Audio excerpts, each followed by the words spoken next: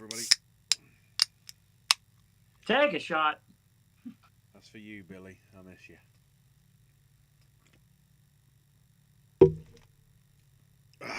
Right. Yeah. It's November, which means we're getting closer to panic. In all respects of the things, God knows how much award news is coming, and then it's us as well. So yeah. He's AJ, he's Owen, I'm Ashley. This is not the Brady Bunch. But it is No. it's damn as close to Thanksgiving, so who cares? But no, actually, it's still funny because you didn't even know you did this, but you actually gave a segue to a short story I can tell you right now that I actually met Florence Henderson in Nashville, Tennessee. Oh. There was a show called Country Kitchen on the Nashville Network back in the day. And in between the tapings, I actually stood up and I sang for the audience. And at one point, Florence Henderson herself came out and she watched me perform. And then afterwards, she signed a roll of paper towels and gave them to me. Oh. So, yeah, that's a nice little segue. Wrote it right in like a Disney manager. Yeah, you said Florence Henderson. There was a split second there where I forgot I already knew that story, and I was amazed again. That was the same time that I went the same trip as when I didn't meet, but I saw Jim Varney because he was promoting the Beverly Hillbillies. So yeah. Well, I need to say something about this season right now that's pretty wild. Okay. This season's nuts, and we haven't even got started yet. Okay, so I'm not sure where Ashley stands, because we've had a lot of conversations about how sometimes his release dates are not helpful for him. Accurate. But I feel this is a very unusual season in that this is our November video. And between when we did our October video to now, we've seen most of the contenders now. True. There's like 4 titles maybe being thrown around in here that we have not seen yet. As a not all of us. Yeah. Because everyone knows. And the fascinating one is the one that could be the sort of, the buzzer beater, if you will, is Eggers Nosferatu, and I don't think we're going to get anything from that until legit like 25th. So it'll be legit sort of like we'll be waiting on tented hooks. It could be one of the cases where nobody's seen it, or not enough people have seen it, so it misses out on the Globes. But then it just gets everything else because of the nature of when the Globe nominations and the Critics' Choice nominations come out. I have a lot of questions, and I'm sure AJ knows where I'm going with this before I even get into it. There's so many things this year that seem like such a certainty that as the weeks pass on, like literally every week there's a new contender. And yeah, this week's no different, to be quite honest with you. And it's not going to stop anytime soon either. There is one thing I can officially confirm, considering how it won its first award of the season already. Guess who's back in the best song category, everybody? Diane motherfucking Warren! Of course. Doing a song for a Tyler Perry movie on Netflix. Yeah, I'll let your jaw get off the floor as well. Well, yes. Actually, a big part of me isn't even surprised when you say that. I had to double check what it was like the music awards, and it's like Diane Warren. It's like, is it a lifetime achievement thing, or have they done it again? And it's no, they've done it again. She's going to be there every year until she wins one outright. Yeah, it was like, I know like at the beginning there, people were talking about Wicked being a possible contender. And then I feel like a lot of people, including me, were like, I doubt it. I'm not feeling it. And then it came out. Yes. And oh my God, yeah. And now it's like we were already saying, oh my God, we've seen so many of the contenders this month. This is crazy. I feel so like I feel so caught up to knowing what's going on here. And then it's like, oh, well, if that's going to be a new contender now, I'll just, okay, I'm still caught up. Great, because it's right there. So, yeah, it's so crazy to me how many things we've seen in November. Guess what I've I seen in really feel like November? usually by the time we get to Christmas, I still. What's that? Guess what I've seen in November that nobody else in the rest of the world has seen? Paddington in Peru. Not fair. Yeah, we still have what, a couple of months over here. I think it's January. But Yeah, but remember how remember how you were saying you were going to be really excited, considering it was fucking Paddington 2. This is just Paddington in Peru. There is no. The only excitement is like the end. Oh wow! And before that's the only sort of bit that sort of stands out for me as something I was actually happy about. The rest of it is just like par for the course Paddington. It's the weakest of the trilogy. It really sounds. It sounds like what I'm going to end up having to deal with before too long, too. Honestly, because it feels like Paddington is something I really want to like, and I do like a lot. And I've been waiting forever for this movie, but it just seems like it's never going to get here, and then it's just going to come and go. But the best comparison I can hear right now is what people are saying early reviews on Moana 2. I am seriously contemplating on switching some Planskis for Friday, given what I've heard. Yeah. So what you're saying is Paddington probably needs Paul King. Oh, seems likely. It might be more of a case if it needs Simon Farnaby. Okay. Because script-wise, I don't think it's as strong as script. They do all right with it. But it's not as just like with Paddington 2. Stick around in the credits. That's all I'm saying. That's the only glimmer of hope for Paddington 4 right now. I, on the other hand, have seen trailers for most of the movies that are going to be nominated for the Oscars, so that's all I have hanging over my head right now. Yeah, I was saying, it's usually around Christmas. I still feel like there's so many contenders looming, but there's like right now in November, there's like a handful left. Well, of course, in my circumstance, we need to wait for the theatrical runs for the movies like Emilia Perez that I can't watch, and Nickel Boys things I can't watch right now. The Piano Lesson. Yeah. Stop reminding me that film exists. I have constantly just had in the back of... No, not even the back. The side, the front, every single part of my brain. Just endlessly going the... man to woman, woman to man, penis to vagina.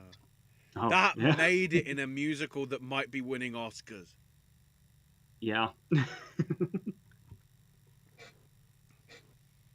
That is. When you see when you see that scene, and then you see like the incredible bit that Zoe does when it's like going up against the corrupt politicians, it's like, how are these two songs in the same fucking movie? It's really... Emilia Perez is in a really interesting place right now because since it's been released and seen by most people, it's gotten a pretty different reaction than what it was getting. I was having a conversation with a friend recently. I was wondering if it was... Hopefully you understand what I mean, because it's not like a direct comparison. Sort of like Green Book. It's like, oh, Green Book's actually the greatest thing ever. Oh my god, it's so powerful. Oh my god, you have to see Green Book. Green Book comes out. A lot of people say, what the fuck is this shit?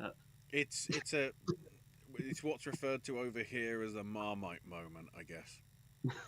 Some people are like, oh, I love Marmite on my toast, it's brilliant. And others are like, put it away, the power of Christ compels you. It's that sort of, it's that divisive. And I think the Green Book comparison comes from people saying like, oh my god, Green Book is such a powerful story about racism. And then it comes out and people say, this is the most like white person move out racism or whatever you want to call it. And it's like when you hear Amelia Perez, it's like this powerful movie about like trans people, and then it comes out and people are like, I don't know. Yeah.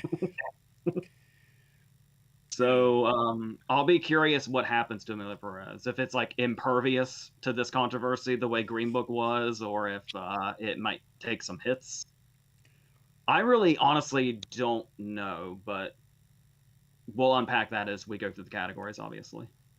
Two major state of the race things that I think we need to address. One, the Globes have announced that the Cecil B. DeMille Award will be going to Viola Davis. Yep. And then I'm amazed it's taken this long. Can I say it? Because this is for me. This is 1,000,000% for me. I'm amazed it took as long as it did, but the Oscars are going ginger. Thank God Conan O'Brien is going to save us all on Oscar Sunday. Let's go. I have complete and total faith that Conan is going to do a bang-up job to the point that I feel like they may offer him another TV spot after Which I this. guess means The Simpsons predicted it because the season premiere was the last ever episode. You know, AI debacle thing. I mean, debacle as in that was how it was presented, because it was like, you know, AI getting, you know, played up on and whatever. The episode itself was actually, for what's supposed to be, you know, out of touch stuff, it's the first time I've laughed at a Simpsons episode that hard in, I can't even remember. Why is it this good? What the hell? I mean, Cena probably helped, but I don't know. So here's what I was telling Owen I figured we would do. Like I kind of got out of the review habit last year. So we ended up basically kind of group reviewing the contenders as we went. Right. So we're probably, that's whenever since we've seen most of these now, we'll probably throw some thoughts around really quick about like, as we go on, as the movies come up, should they come up. So there's that also. We're hoping we don't go like long or anything. Yeah. So before we go into that, one thing, if you want to go into it, awesome. If you don't, it's fine. We totally get it. But the Secret movie series from Cinemark and the Secret, like the Screen Unseen from AMC, Regal does one as well, which is funny. The one that I worked at is the one I forget the title of. Anyway, at the end of the day, you get to pay $5 and watch a movie. There's been some really good stuff that's played this past year. Like I was able to see Your Monster, which I really enjoyed. That was a fun movie. I didn't get a chance to see it, but Kneecap first started there too. Love that movie as well. And the other day they showed a movie that was a little bit divisive, to say the least. So to make up for having to put people through the long title that I am not going to mention ever again because I don't have to anymore. We got Gladiator 2 last Monday. So that was crazy. And of course, my wheels started spinning. It's like, what are we going to get this week? Because they announced another one. And I saw the times. And a lot of people thought we would get Y2K because it's coming out in the beginning of December. And a lot of people thought we might get Night Bitch or Queer or The Return. And some people said September 5th because the projectionist is an idiot and put the trailer on there twice. Needless to say, and I can say that because I used to be one. The thing is, it was none of the above. So Zach Balin wrote a new film called The Order. And it's Nicholas Hoult is having a fantastic year. The new film from Justin Kurzel. Yes, that is correct. And Nicholas Hoult is basically kind of like an Aryan Nation cult leader, and he just knocks it right out of the park. And a very great performance by Jude Law that I didn't even realize it was him until after the movie credits rolled. That's how great it was. I couldn't really tell it was Jude Law. It just didn't click with me. And a good supporting performance, as always, by Ty Sheridan as well. But yeah, it's really solid, and I dug it. And it's a movie that's getting very, very low buzz right now because a lot of people are talking about it. It's not going to go anywhere, but I mean, it's solid for what it is. So if you get a chance to see The Order when it comes out in theaters, definitely take it. And again, what's a better way to spend $5 at this point? Just watch a movie that could be anything. You may know the rating, you may know the time, you may know both, you may know nothing. Just go into it blind. You never know what you might get out of it.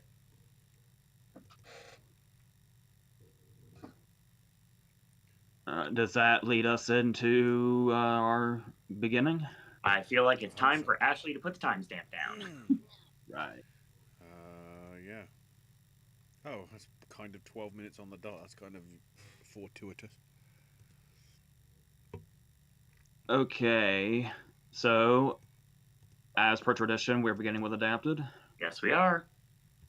I made one change, I think, from last time. Last time, I went the animated route, since we haven't done that in a while, and everybody's treating the wild robot like the second coming of Christ. Yes. As you know, with animated movies anymore, I'm dead inside, apparently. So, I don't know. There's a lot of these. This is the other problem with seeing all the contenders, is you really have to separate what your own feelings are versus what you think people will actually go for. Yeah.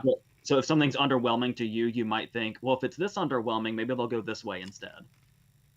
Well, even though it's a rookie mistake, I let that take over. So I took the wild robot back out. Okay. Even people still think it's the second coming of Christ. That's really, I feel in such a minority there. So it's totally possible. Thank you, Ashley. I feel seen. Wrong film. There is a second coming of Christ. You wait for it.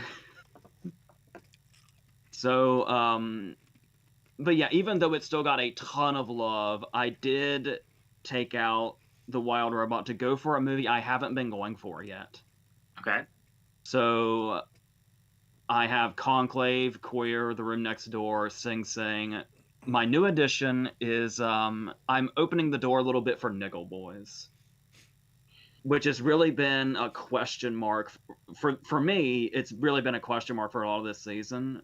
But there's just, I was looking at it and Blitz in kind of the same way, where it's like it's the unseen movie, but it feels like this sort of what you would generally hear is like this powerful story, and it's like the historical movie that always makes it into award season at some point.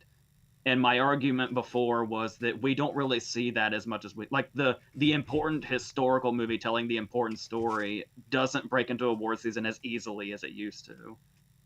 It used to all the time, but since the Academy sort of shook itself up, we've been going in a bit more interesting directions, and more interesting things have kind of been making their way in and kind of pushing out those more conventional movies, or conventionally, historical type movies would have made it. And now that I've seen Blitz, I was able to kind of think about Nickel Boys now the way I was thinking about Blitz. Because, once again, I don't know if it's personal opinion or not, but Blitz is pretty bland. So, but we'll talk about that actually in the next category. So that's basically why I moved over to Nickel Boys, because as it's been lately, Adapted is pretty barren. Like, there's not a lot of choices we're dealing with. So, like, Nickel Boys was kind of just the next in line when I was like, oh, are they going to kind of go in a different direction with the Wild Robot? Or are they going to do, like, one of the offbeat choices or something? I'm just going to land on Nickel Boys, even though it seems kind of safe. But, like I said, this is all Nickel Boys unseen. So, that's where I'm going to land with that. Ashley. I need to prepare. So, I've dropped out. I think it was The Room Next Door I've dropped out. And Nosferatu's hovering. Wicked Part 1's hovering. Even though I'm still conflicted about how Part 1 of a movie is the same length as the entire musical that it's based off of, but... Accurate. On top of the fact that Oh, the reason she's the Wicked Witch of the West is because she flies in a randomly westward direction when she does define gravity. We're grasping at straws here. So, joining a complete unknown, Conclave, Amelia Perez, and Sing Sing, is Wallace some motherfucking Gromit! I'm like Really? the discussing film Twitter. I am losing my shit over it. It's like, Yeah. it's personal, but at the same time, the fact that I've heard endless things about how the story shouldn't work but is actually incredible, I think this is your animated one that might get it in. Which is incredible in a year where you've also got, Wild Robot, which isn't the second coming, because that's Wallace and fucking Gromit. But at the same time, Inside Out 2 was a pretty strong script as well. It's weird seeing as many animated films actually possibly in with a shout of making it into the 5. But, yeah. Allegedly, it's getting some sort of cinema release over here before the television airing on Christmas Day. I'm not entirely sure. I'm guessing that's so it's then eligible for BAFTAs. Because I think it's January 2nd for the rest of the world, from what I vaguely remember in terms of it. But, 17. I'm still trying to work out how they can fit it in for the television schedule, because there's a 90-minute Gavin and Stacey, which means we might get rid of James Corden. And then there's Doctor Who for an hour, so it's like, I don't know how they're going to fit it in, and 70-something minutes of Wallace and Gromit, because everything I've seen from the teaser even looks like it sort of is the spiritual follow-up to Weir Rabbit, including possibly Bonham Carter returning, because I saw her character. We never heard the voice. Conspiracy theory. But yeah, I'll probably keep Wallace and Gromit in, and I will die on the hill when it misses, because I would not be surprised if it probably made it in for adapted BAFTA, depending how it goes. So we'll see. But yeah, those are my 5. Before we go to the chat, I had one comment real quick about Wicked and adapted. Mm-hmm. Actually, two things. Two things. Number one, it did occur to me that it's possible, but like I said, I've always been shaky about like musicals and screenplay and how those are separated. Yeah. Especially in this case, where the writers and the songwriters are two different sets of people.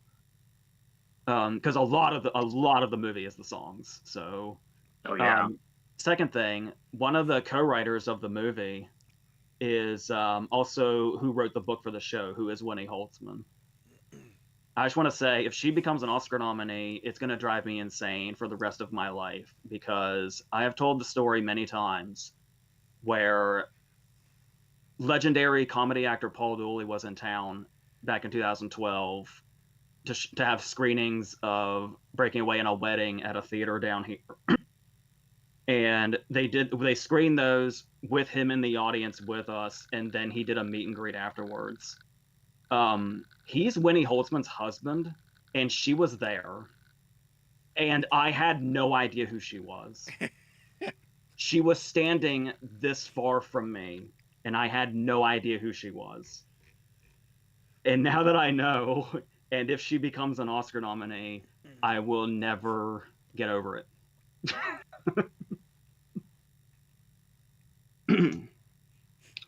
That's all I needed to add to Wicked. Just checking chat and whatever. Spencer, if I can find it. There we go. For adapted screenplay, Spencer has Nosferatu, Sing Sing, Conclave, Doom Part 2, and A Complete Unknown. Oh, I realise that Oh wait, I might be bringing it up later so I can do the joke continuing later on. Bry from his YouTube stuff has as the near misses Inside Out 2, Complete Unknown, Hitman, still in there. I applaud that. Wild Robot and I'm Still Here. But the 5 that do make it in are Amelia Perez, Room Next Door, Doom Part 2, Conclave, and Sing Sing. And then I don't see any others, so I'm guessing you've got the script dictions. Yeah, I have the script dictions. So, for those of you that are new to the network, hi, I'm Owen. It's AJ, Ashley. We already talked about this earlier. We already played that game. And one of the things that Josie does is she gives us something called a script diction, which could be multiple things depending on what it is. And I'm going to go ahead and give you her script dictions. This isn't her 5. This is literally just who she would want in this lineup. So we are on Adapted. I have Conclave, Hitman, I'm Still Here, Nickel Boys, Nosferatu, The Room Next Door, Sing Sing, Small Things Like These, Twilight of the Warriors, Walled In, and The Wild Robot. If Small Things Like These gets nominated for anything, I'm going to be very angry because I've had multiple chances to see it and the times never lined up. It is interesting how, like, it seems like something that could have been in the conversation, but it just doesn't seem to be. Oh. Trailer looks fine. Also, after you go, Owen, I have a comment about Sing Sing. All right. So, I know sometimes I'm playing catch up, and I get that, because another thing that I don't do is I don't stream. So if something's going to get nominated, it's going to give me a theatrical viewing one way or another. I won't stream. I just don't. That's just not a thing. That's the reason why I can't do what I do with Best Picture for animated, because 9 times out of 10, there's at least one movie that's going to be streaming only. Until like 5 months later when Disney releases things like, that's how I got to see Soul for the first time. So there you go. And Turning Red both, which, yes. But I look at the adapted lineups I see around everyone, and I see the usual suspects. I feel like a lot of people are putting a lot of faith in certain movies, and I did just the same. One thing that I haven't jumped on the bandwagon yet is Nickel Boys. I don't know why. I just haven't. I guess in my head, it's hard to wrap my head around it because of the fact that I just can't imagine it being anything else. I don't know why. It's just what it is. I'm not getting on the Dune train for any reason, and everyone here that knows that I didn't like the first movie also probably knows I did like the second movie. So it took to see the movie theatrically before the second movie for me to like the first Dune. So it's not that. Room Next Door, nowhere in my lineups whatsoever. I'm Still Here, seems like it's hanging out. There could be an animated movie like Inside Out or The Wild Robot. But after all of that, my adapted lineup hasn't changed from last month. After everything, I just kept it the same for at least one more month.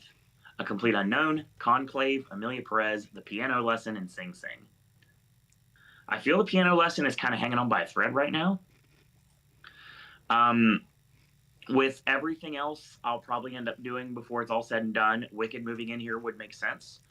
There are possible chances of Gladiator moving in here, but I doubt it. It just really depends. There are performances in Gladiator that are heralded. We'll talk about that in a little bit. But the screenplay itself, a lot of people are giving some serious heat to it, honestly, given the fact that it never should have been made in the first place. So that's one thing. And of course, I'm trying to set AJ up for what he did right before. That's the reason we started at 6:30, because we'll get there in a minute. But yeah, A Complete Unknown, I'm hearing nothing but raves coming out from its early reviews, and Chalamet looks like he's got a hit on his hand. I'm seeing a lot of things about other supporting performances moving into this Oscar race, as tight as it is right now, which is possible. And I feel that if that's going to be the case and A Complete Unknown is going to be big, then I feel like it needs to be an adapted screenplay. Conclave, Amelia Perez, Sing Sing, they seem pretty safe. The Piano Lesson, like I said, we'll see what happens with it in December. My Sing Sing comment. I remember when we started this season, Sing Sing was like the picture front runner. Yes, I remember this. I can't help but notice Sing Sing has gone very, very quiet. But I feel like I relate because I started seeing a lot of the content when I started seeing a lot of the contenders suddenly. Um, one of the first ones I saw was Sing Sing over this past month, and I liked it quite a bit. But as I went on to the other contenders, I feel like I was forgetting about it very quickly. Is it possible? A lot of people are doing that. I mean, it's possible. And that's when a spot for something would open up to move something that everybody thought was a certainty out, and then that leaves room for something else that could get in. Like, that's how you could get a movie like Hitman in, or Nosferatu if it gets all the buzz everybody thinks it is, or even Queer if it goes further than Daniel Craig. Because I already mentioned something to you, Owen, about another category with Sing Sing in it. Yeah. Where I was making a particular decision. Funny you I think I know where we're going with that. Considering Queer is A24, as is The Brutalist. It's honestly getting to the point where, unlike in previous years, like film that cannot be mentioned because Owen will take me out. I am already on the edge right now. Do not let this go. No, but with that, it was their only sort of big contender. Right, absolutely. This year When they have that multiple and movies. Queer and Brutalist probably been the strongest of the three now with easily its stuff. That might be what they feel is the big bread ticket, go to For sure. for stuff. So that might be why Sing Sing is lacking the stuff, because even A24 doesn't want to stick with it. And whatever. It is funny because everybody brings it up, but we started doing these videos in 2013. Right. And we were predicting awards long before that, long before we had a YouTube channel. Certainly. We've been doing this for that long. Still to this day in this season, I honestly never remember to even consider distributors. Yeah. This, like, the whole time we've been doing this, it's like, oh yeah, I guess that's also a factor. Like, I would have never said Jeremy Strong in the last video if I had realized The Apprentice had who the fuck is that distribution. Right. Well, I mean, The Substance has Movie, which is pretty unknown for the most part. Apart from over here, where it's like one of the best places to get loads of indie streaming classics. Plus, don't forget, Spotlight was like open road. Yeah. So if you get like a movie that's as talked about as The Substance, I think that'll go a long way. I hope. Yes, we'll get there. Don't worry. So yeah, is that adapted? That is. I would say so. All right. So original. Well, Owen, remember what you said about adapted? Yep. As far as original goes, I have not made any changes. Okay. I'm not even sure I made a change before that. No, I made one change before that. I brought something in that's hopefully not just wishful thinking. So I still have Anora, The Brutalist, A Real Pain, Seed of the Sacred Fig, and The Substance. Shout out number one. I fucking love A Real Pain. Yes. It's one of my... It will be in my top 5 by the end of the year. I see no reason it won't be. The second thing is when I went into Blitz, I was thinking, like, when I was like half an hour into Blitz, I was thinking, maybe this could, I mean, it's not a particularly strong screenplay necessarily, but given the vibes I was getting from it, I could imagine it possibly getting in, until I remembered it was original and not adapted. And then I realized there was no way. Because here's what Blitz is to me. And I know I shouldn't look at a movie by comparing it to other movies. It's really not the way you should look at a movie, but sometimes you can't help it. It's that obvious. Blitz is like Belfast, Jojo Rabbit, and I mentioned a third movie here in my notes here. I'm already forgetting it. Lion. Oh wow. If you put Belfast, Lion, and Jojo Rabbit into a blender, you'll get something that kind of looks like Blitz, but it doesn't have that quirky originality that Jojo had. It doesn't have the emotional impact of Lion, and it doesn't just have the. I just loved everything about Belfast. Like, but this is just like there was that personal connection to Belfast because it was Branaghl's story and it had like that slice of life vibe to it. Blitz doesn't have any of that kind of life in it that any of those three movies provided. When Blitz ended, you remember when Lion ends and you're like practically trying to keep yourself from weeping. Same for Jojo and Belfast. Belfast is just strong all around, like I've been saying. When Blitz ended, I actually said, "Wait, is that it?"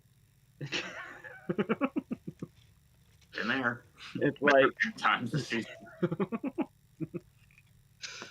It was like, yeah. So I think that's the only thing. Like Saturday Night is still kind of hanging around a little bit, but I'm gonna stick with the Seed of the Sacred Fig thing probably until nominations in the morning because like there's just always that international one that kind of pops in, that foreign language one, I guess, to be more specific. And I'm still feeling Seed of the Sacred Fig on that for some reason, but Mike Lee is also kind of hanging around also. But after thinking about it, I decided to just keep the 5 that I had before because I'm honestly. I know a lot of people probably don't believe in it this much awards wise, but I'm gonna stick with this substance thing. I think it's really just the general word of mouth in general is really sticking around still. We were saying this the last video too. The substance changed my life. Literally.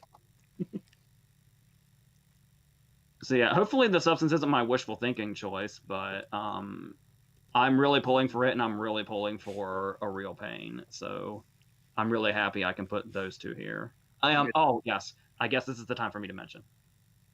Just real quick. I don't want to say anything controversial or anything.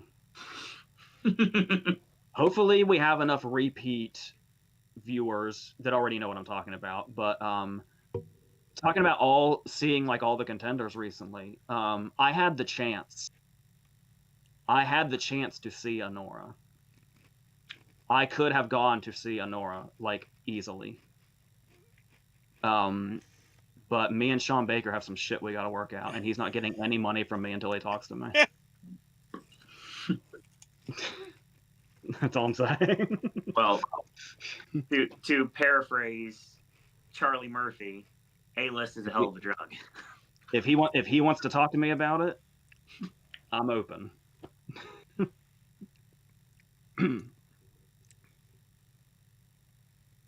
That's right. This gives me a good chance to have a round at Mubi. While I find... Okay, there's the 5 from Spencer. So... I've moved out September 5 and put in... Well, you can guess by me saying Mubi. So yeah, joining Anora, The Brutalist Hard Truths, and The Real Pain is The Substance. The movie that's not coming out on DVD or Blu-ray over here until July. Jeez. Like practically 12 months on from when it was released in the cinema over here. That being said, film that shall not be mentioned, never, considering how A24 have got a lot of money, never actually had a physical release over here. They never bothered. You can only buy it on Amazon or whatever, or I don't know whether you can purchase it via YouTube, Google stuff, but it's only available digitally. I think the only chance I have now is if a Criterion Collection thing happens.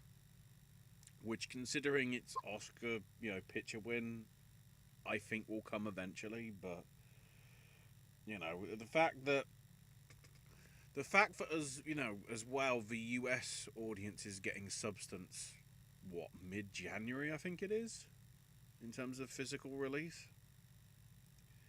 Why we're having to wait 5.5 months?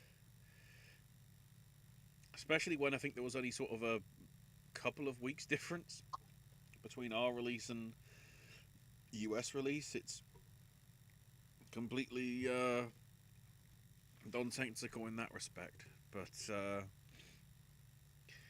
yeah, I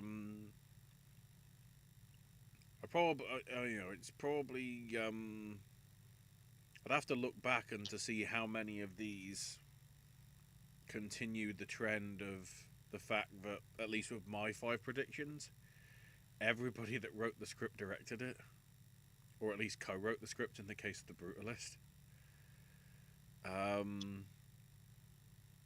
Which I guess is a good thing. But at the same time, I guess that means nobody else is coming up with ideas that they're having to get other people in to do original screenplays where it's them themselves that are, getting the money for the production and everything. But yeah, September 5 could easily move in again. The more I'm hearing of Seed of the Sacred Fig, if we're going to get a foreign entry in. Then again, I guess Emilia Perez is foreign, what with that being the French submission officially for foreign language films, so or international movie or whatever it is. Whatever they decide to name it this week. But yeah, Spencer has for the 5 Honora, Challengers, A Real Pain, The Brutalist, and Strange Darling. That's a great lineup, Spencer. And Bryce, Well, 6 to 10 are September 5, DD, Hard Truth, Saturday Night, and Baby Girl. And then the main 5 are Substance, Challengers, Brutalist, A Real Pain, and Honora. Okay. Let's see. Josie's script dictions for original are All We Imagine Is Light, Honora, The Brutalist, Hard Truths, His 3 Daughters, How to Make Millions Before Grandma Dies, A Real Pain, The Seed of the Sacred Fig, The Substance, and Universal Language. Well, I feel like a broken record because I didn't change anything either. Even though I had to sit through the September 5th trailer twice, thank you, projectionist, and did not get to see the movie, I gotta wait a little bit longer. It's not that bad. And finally got to see the trailer for The Seed of the Sacred Fig, which I feel that it's very possible based on just the trailer alone. Challenger's still hanging out there somewhere. Baby Girl, if it goes anywhere other than just acting performances, it could be here. Dee Dee, I'm very happy to see in this lineup.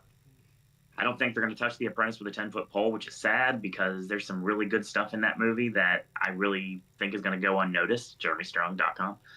So Sebastian Stan's had a great year, straight up. So that's all I have to say to you right now. In another year, I think Civil War might be in this conversation too, but again, no.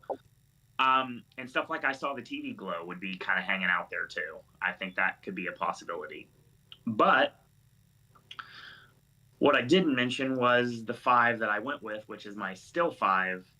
Honora, The Brutalist, A Real Pain, Saturday Night, and The Substance. I'm just going to hang on to Saturday Night until I have to let it go. I think The Substance will end up here. I really do. I know A Real Pain's going to be here. And The Brutalist will be there, and yeah, the other thing too. But I mean, at the end of the day, Saturday Night, of course, is on the bubble. But we'll see what happens when we get the actual nominations. Again, it's only November. We still got some time. Speaking of that, Best Supporting Actress. Well, you know what? Actually, we have something big we have to talk about here before I say what I did. Or actually, what I didn't do. Somebody has clearly entered this conversation that wasn't here before. 1,000,000%. Well, for starters, now that we've seen most of the contenders, I can say this is probably one of the most category fraud heavy seasons we've had in quite a while. Very true. So let's talk about Ariana Grande before we even go into anything else. Shall we? Sure. Let's talk about Glinda. Yes, please. Here's where I'm coming from, and I'm very, very sorry. Before I say anything else, I'm sorry. Whoever is going to hear this and might get very angry, I'm sorry. This is just me, and I've been wrong many times. So these make are of the it what you opinions of AJ, and do not thingy bob to the rest of the group. I almost guarantee that's a correct statement, actually. Well, here's what I'm thinking about is it doesn't have to do with how I feel personally about her performance, because I think she's really, really good. Really great comedic timing. That's like the strength. And like in the beginning, before you even know what's happened, I mean, obviously everybody that's seen the show knows. The way she sings her parts in No One Mourns the Wicked are obviously very layered. Yep. With that said, a lot of people are saying give her the Oscar now. Which I feel like is a pretty drastic jump. Yeah, for sure. So, and I was thinking like, well, as far as even like nominations go, two things were coming into my head. Here's the thing. Two specific people were coming into my head. Both are people I don't believe I was ever predicting, and they ended up not getting in, which is why I have a little bit enough of confidence enough to do what I'm doing. Every year, there's somebody that's really high profile in the running, and then they will miss. And then the entertainment news talks about it for a month. About how shocking it is, and how did that not happen, and everybody thought that was going to happen. I'm thinking of Jennifer Lopez and Hustlers, and I'm thinking of Gerwig's getting a director for Barbie. And for both of those, I was always on the outside saying, I don't think. I literally had to do a prediction video by myself in 2019. And I didn't say Jennifer Lopez. And I got a comment that said, dude, you should have Jennifer Lopez in there. I remember that. Because I see all these comments because I have to approve them, of course. And it's like, nah, I don't think so, bro. I'm getting that from Grande right now. It's going to get really talked up. She's going to miss. And entertainment media is going to be in a frenzy, thinking it's the most shocking thing that's ever happened in the history of the world. But I don't know. I'm not feeling. I mean, once again, I could totally be wrong, but I'm just not feeling it right now.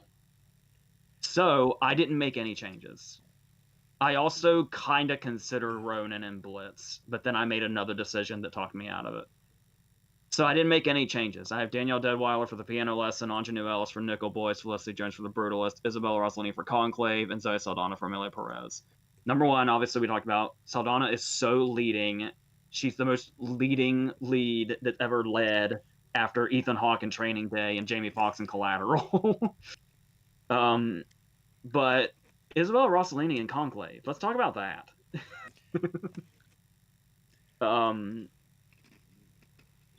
We're like an hour and a half into Conclave, and I'm like, oh, never mind.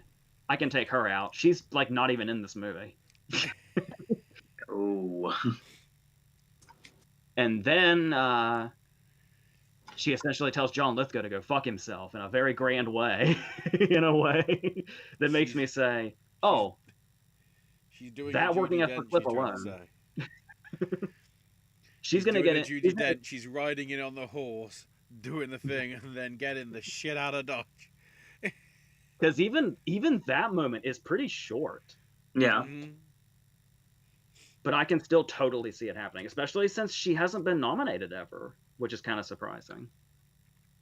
So I think I'm going to stick with that. We're going to have Zoe Saldana, who's literally leading, and we're going to have Isabella Rossellini, who's barely in the movie. And can you imagine people going after Rossellini if Grande misses? It's like, really? She's in the movie for 30 seconds? No, she's in the movie. She's in the movie. She just doesn't have a moment until like over an hour and a half in, and it's very short lived. But I don't know. I'm still feeling it. That's happened. That's absolutely happened. Mm. So yeah, I didn't move anything here. So we'll see I'm very curious what you guys say about this category.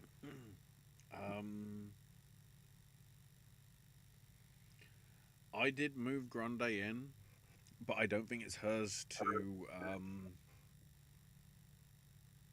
lose sort of thing.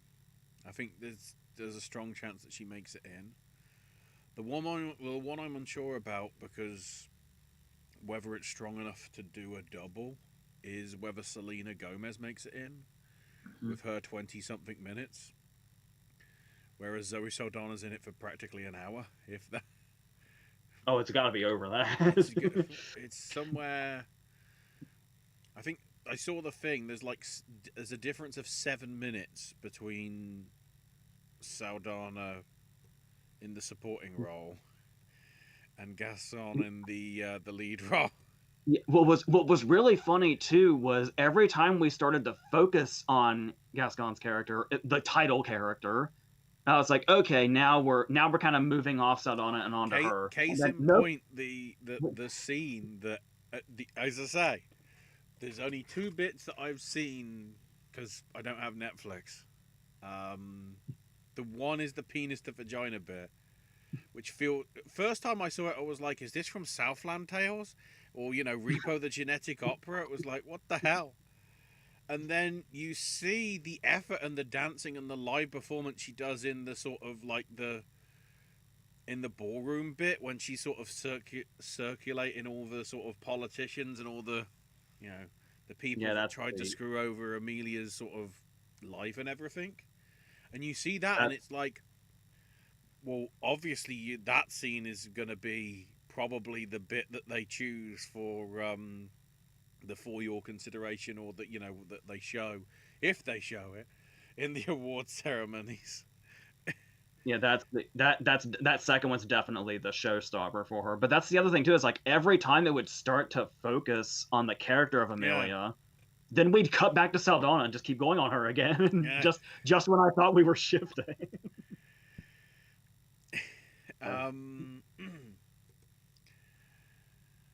So along with Gomez and Saldana and Grande, I am sticking with Daniel Deadwyler for Piano Lesson, for them to make up for the mistake.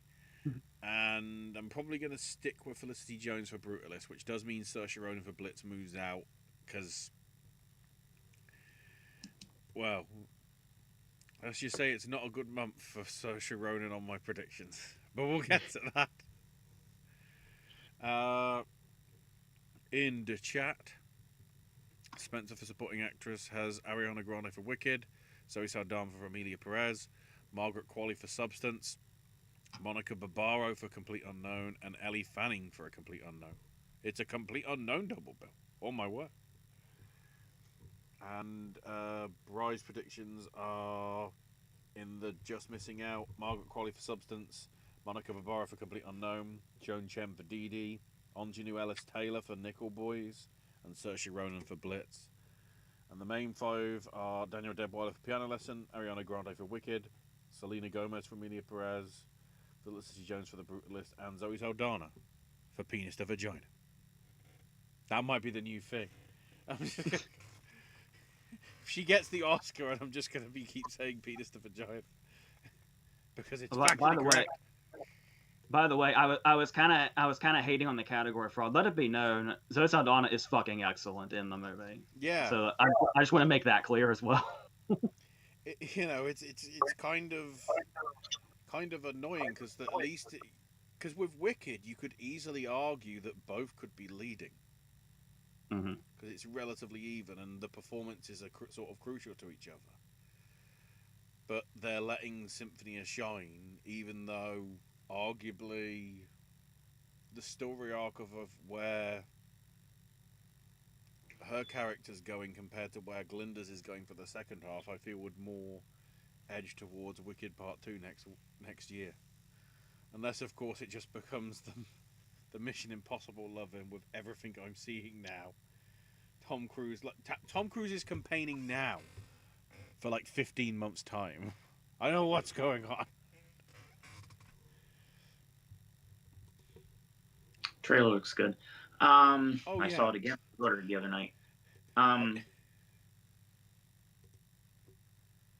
So script dictions from Josie. Supporting actress is Michelle Austin for Hard Truths. Zara Devlin for Small Things Like These.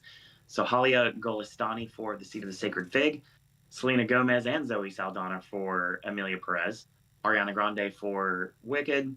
Felicity Jones for The Brutalist. Margaret Qualley for The Substance. And Usa Samkum Kakum for How to Make Millions Before Grandma Dies.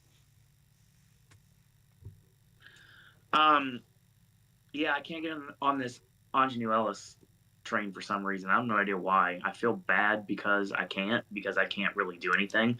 And obviously for lots of reasons, I want to go all in on Margaret Qualley here, but I can't because there's way too many contenders this year.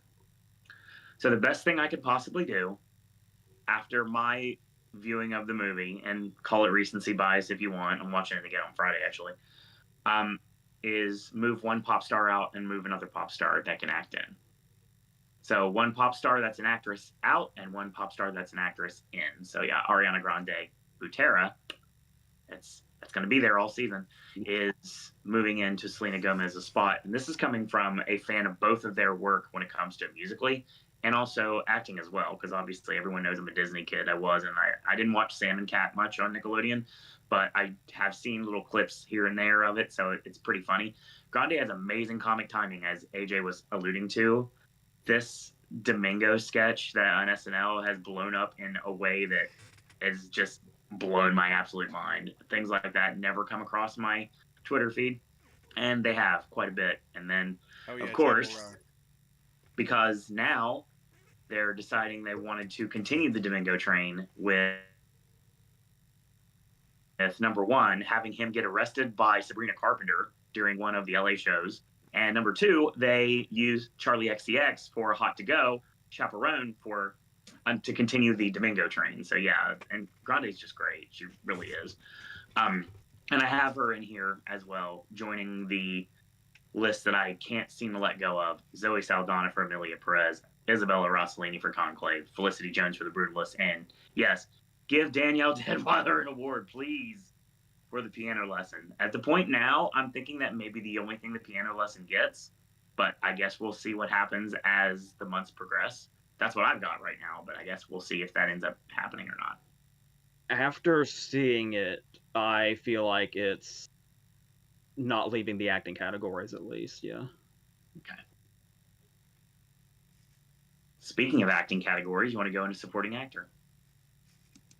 I could. Hopefully Ashley can still hear us in a way. So here's the thing. Yeah. As Owen said, I just returned before we started from Gladiator 2.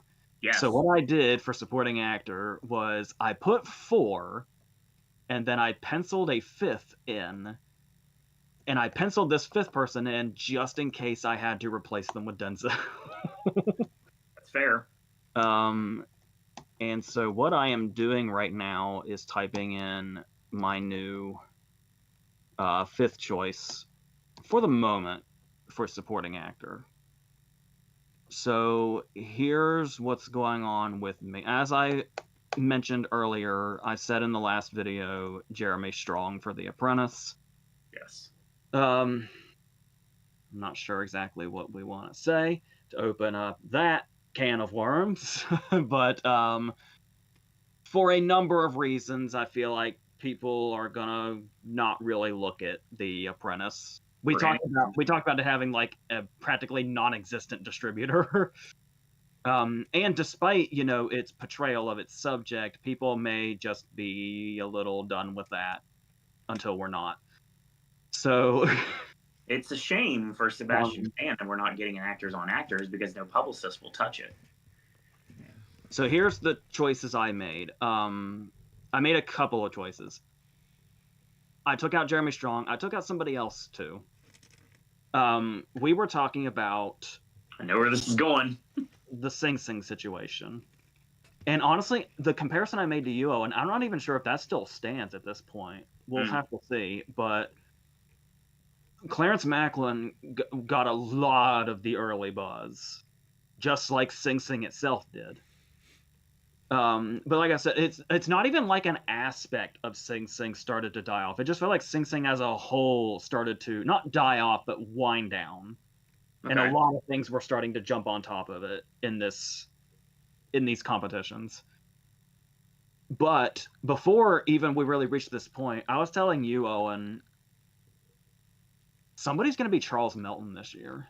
Yeah, and I don't want it to be Clarence Macklin. I really don't. Sometimes we have that early breakout that goes all the way. Sometimes we have the early breakout like Cody Smith-McPhee, who ends up getting taken down by a later person like Troy Kotzer. Yeah. And sometimes we have Charles Melton, who breaks out right away. Surprisingly, people are like, oh, I had no idea that person was in the race. And then they're in the race strongly for a long time. And then just vanished. Which sucks because Melton is incredible in May, December. It was a shame that happened. So I was getting, even though it could be any of those things, I was getting the Melton vibes from Macklin. I was starting to. But like I said, I don't even know if the Melton comparison matters anymore. It just feels like Sing Sing's just kind of floating here as a nice choice that might not take the season by storm the way it looked like it was going to at the beginning. So I moved Macklin out entirely because this category's been pretty interesting consistently throughout the season. So here's what I did. I have Kieran Culkin, who surely is at the top of contention. Has to be. I see no reason he wouldn't be. You know what I did, guys? I brought back somebody I took out that I had at the beginning. Yes. I brought Harris Dickinson back. I knew that was coming. And here's the funny thing. Are you ready for this?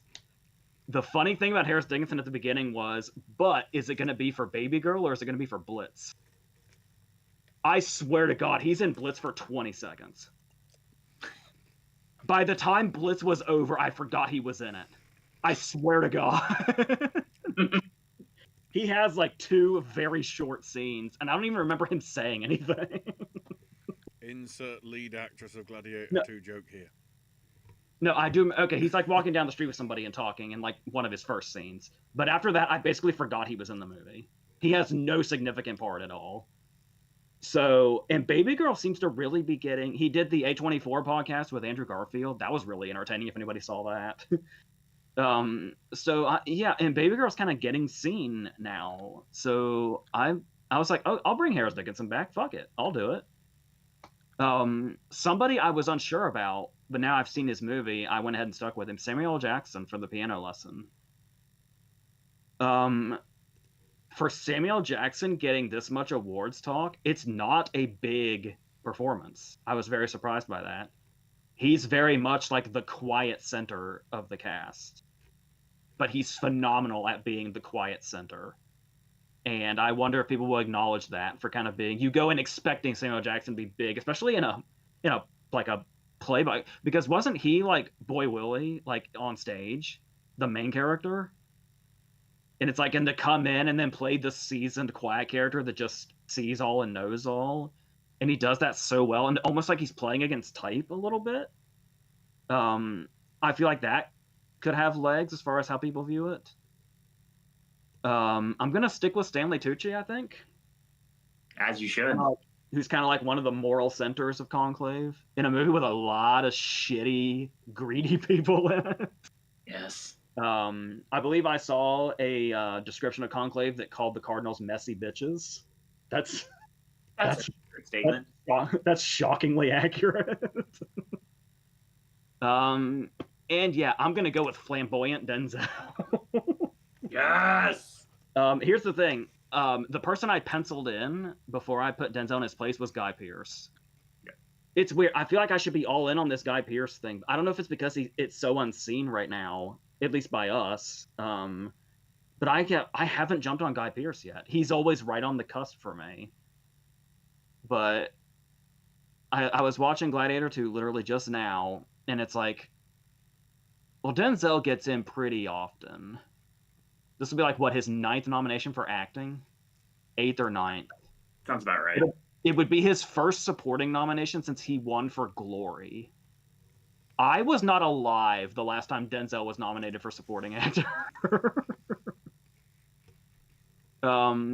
So, and just like flamboyant villain Denzel, who could turn that down? Like, like if you want to talk about somebody getting like, I was trying to remember if he's played a bad guy since Training Day, which he won for. Troy Maxon's a piece of shit. Whether he's a villain is debatable. But he got nominated for that too, obviously, and almost won if it wasn't for Casey Affleck's fucking ass. So I would say I honestly like I wouldn't be surprised if they go another way, if they go Guy Pearce's way or whatever. But right now I'm like, who wouldn't put this in? Like it's too fun to see Denzel like this. Let's do it. That's my supporting actor lineup. Ashley. I'm trying to work out where mine. I don't think I changed mine. I still have Kieran Culkin for Real Pain, Samuel L. Jackson for Piano Lesson, Clarence Macklin for Sing Sing, Stanley Tucci for Conclave, Meryl Streep, Denzel Washington for Gladiator 2. Yeah, I don't think it's, it's just looking more and more like Denzel's getting in.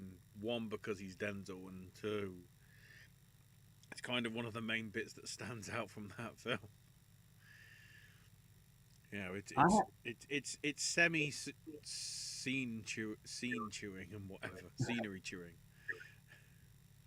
I have one more comment about him, by the way. Mm-hmm. I had heard a lot of criticism about the fight scene, the final battle. Okay. Where people were saying it looked ridiculous because you can tell he was about to be 70. I thought he looked fine during the fight. Agreed. I didn't see what the problem was. I'd say the fight looked good for his age. The fight in Macbeth looked really good, even though he barely had to move. He just had to bitch slap the guy. But yeah, I'm all for old fighting Denzel in any capacity. So, fuck it. I mean, Equalizer 3 was like a year ago, was it? Yeah, like last year. I lose track as to whether it was a 22 or a 20. I'm pretty sure it was just last year. Let me double check.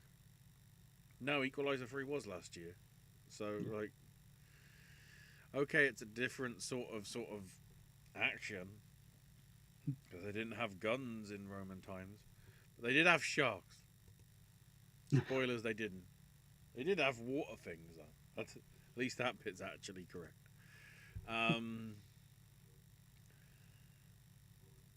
But yeah, those are the 5 that I'm sticking with. I don't think I've switched out anything with that. I think that's the same 5 as last month.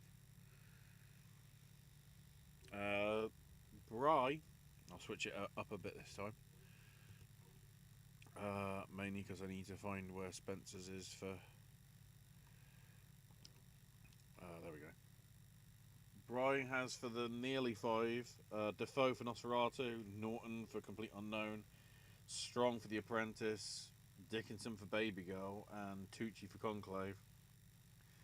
But the 5 that do make it in are Yura Borisov for Anora, Guy Pearce for The Brutalist, Denzel for Gladiator Part 2, Kieran Culkin in Real Pain, and Clarence Macklin for Sing Sing.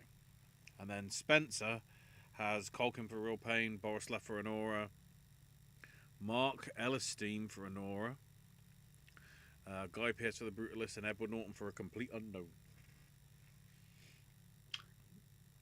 Josie has the script dictions of, Wayne Barrett for Hard Truths, both guys for Anora, Kieran Culkin for Real Pain, Sammo Hung and Richie Jen for Twilight of the Warriors. I never thought I'd see Sammo Hung's name in 2024, but here we are. Clarence Macklin for Sing Sing, Guy Pearce for The Brutalist, Bill Skarsgård for Nosferatu, and yes, Denzel for Gladiator 2. Because, you know what? I own your house. One of my favorite lines in the whole movie, without any question. And I love the fact that his kibitzing with, who basically, for all intents and purposes, were Sid Vicious and Johnny Rotten, made me happy as well.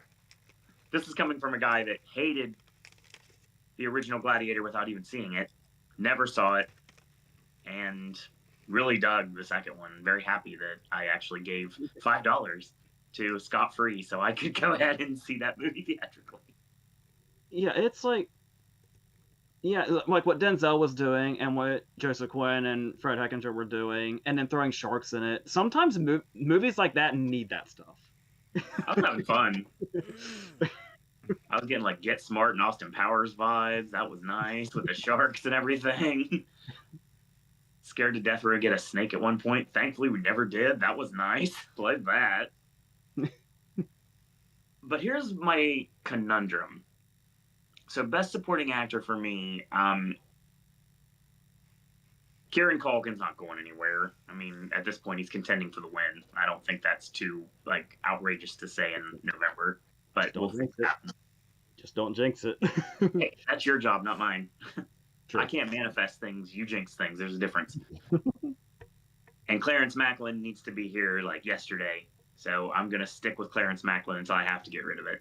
Stanley Tucci is there because I love Conclave and I wanted to get all the awards buzz in the world. And then we come to the outliers. Guy Pearce and The Brutalist. I never thought I'd ever take him out. And I didn't, because for some reason I feel like he belongs here. And finally seeing the first review of The Brutalist, even though it's just one random J-Bron on Twitter, doesn't matter. It's still more than I've seen anyway. And it seems like he's very crucial to the movie and has some standout scenes. I'll know this whenever I can somehow find a way not to sleep through it. Needless to say, that's obviously because I'm not interested in it. It's because I am old. So needless to say, it's weird because I always do this. And with that, it's Sam Jackson and Denzel Washington, who both belong here. Just seeing Denzel's performance, he belongs here. Took me a minute to get into that as a supporting performance, because he's kind of like, he shows up like 30 minutes in and he hangs out for the rest of the movie. But there's things he does in the movie that justifies his inclusion here. And then you've got Samuel L. Jackson getting a lot of buzz on a performance that I don't feel right letting go of. So I made an executive decision. For the first time, obviously I've done this before because you guys don't know anything because you can't see the screen, but I will say that I'm making an executive decision based on the fact that I have been swayed and it makes more sense. So I'm taking Guy Pearce out and I'm leaving Denzel and Sam Jackson in. Because I originally had Jackson replaced by Denzel, but now with all the compelling arguments, yeah, both belong here, and Why not both? Guy Pearce is gone.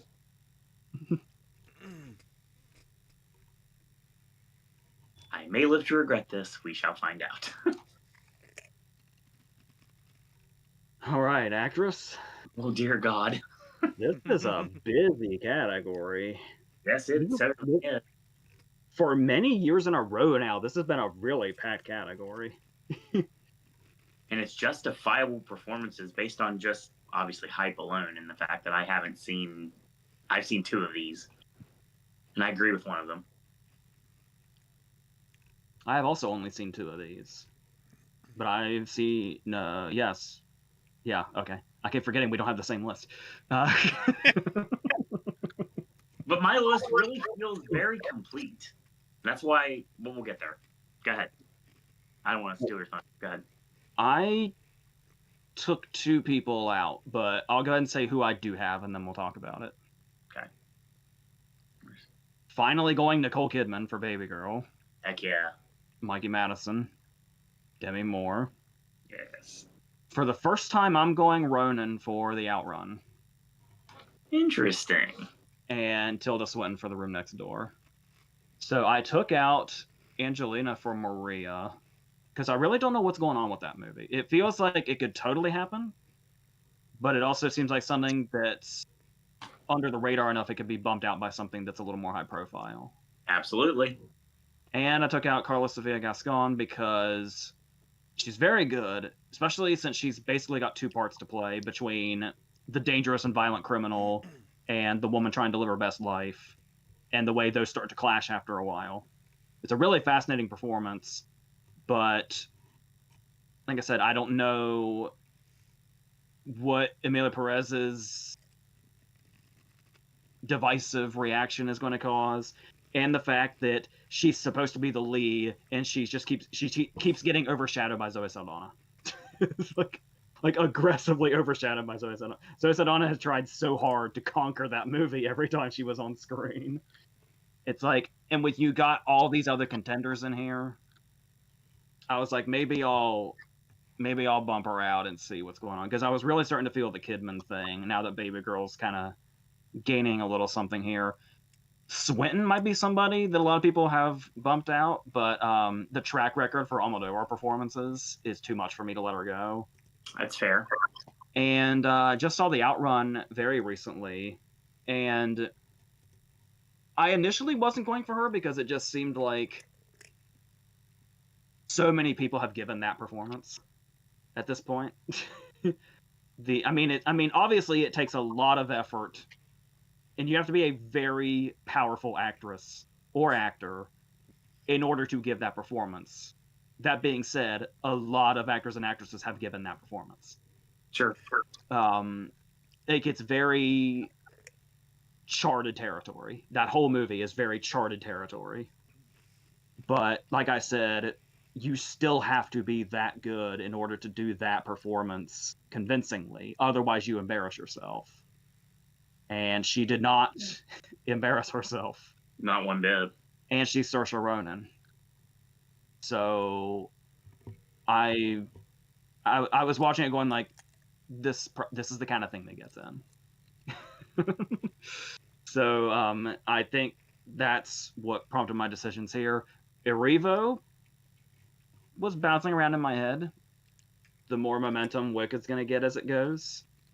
It's almost like people seem to be forgetting she's the star of the movie with all this Grande talk. But I considered her for a second. Marianne Jean-Baptiste still sometimes floats around in my head. That's the one that everybody keeps talking about that I just don't like. I'm not going with Mike Lee this year. That again might be a mistake, but it's just where my thought process is in November.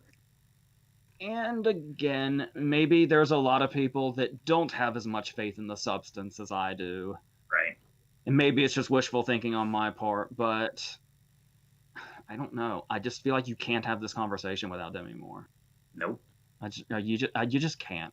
It's a fucking rule now. I'm writing that in blood. You can't have this conversation without Moore. You just really can't. And I know a lot of people are talking about Mikey Madison as like a possible front runner, so there's that. So I think that's what I got. All right. It's a messy category, but in a fun way. It's always nice when it's not a barren category. And like I said, actress has been a huge category for a number of years in a row now.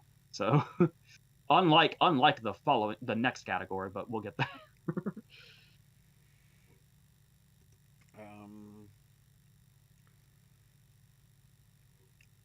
I only made one change, and it's Saoirse Ronan moving out for Kermit. For Kermit, that I want my face uncovered. I don't want to be like the playbill. I still don't get that, but whatever. So I have Carla Sofia Gascon for Emilia Perez, Cynthia Erivo for Wicked, Angelina Jolie for Maria, Mikey Madison for Honora, and Demi Moore for The Substance. I hope that sticks about. I want the traction for Moore to still make it in there. Please. In terms of the other predictions, Spencer has Naomi Scott for Smile 2, Pamela Anderson for The Last Showgirl, Mikey Madison for Honora, Demi Moore for The Substance, and Symphony Erivo for Wicked. Part I remember to finally do the joke. Although, I'll get to that in a minute. Actually, no, we'll bring it up when we get to another category. Bry's missing 5 are Fernando Torres for I'm Still Here, Tilda Swinton for Room Next Door, Symphony Erivo for Wicked, Nicole Kidman for Baby Girl, and Marianne Jean-Baptiste for Hard Truths. And then the in 5, at least as it stands, for Bry is Demi Moore for Substance, Angelina Jolie for Maria, Carla Sofia Gascon for Amelia Perez, Mikey Madison for Honora, and Saoirse Ronan for The Outrun. All right. Josie script dictions, we have Marianne Jean-Baptiste for The Hard Truths, Lily Rose Depp for Nosferatu, Cynthia Erivo for Wicked, Carla Sofia Gascon for Amelia Perez, Connie Quizruti for All We Imagine Is Light, Mikey Madison for Honora, Demi Moore for The Substance, Tilda Swinton for The Room Next Door, and Fernanda Torres for I'm Still Here. I think Nosferatu is going to be fucking awesome. Yes. I'm very surprised how much it's come up in this conversation today.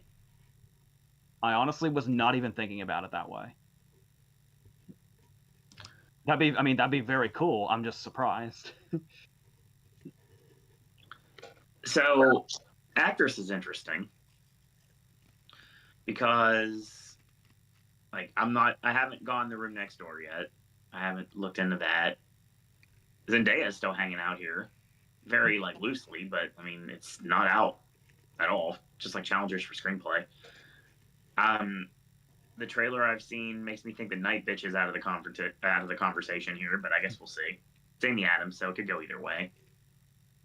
I look at like Florence Pugh in another year, maybe We Live in Time wouldn't have been forgotten as much. They probably would have gotten award nomination, but it just kind of came out at the wrong time.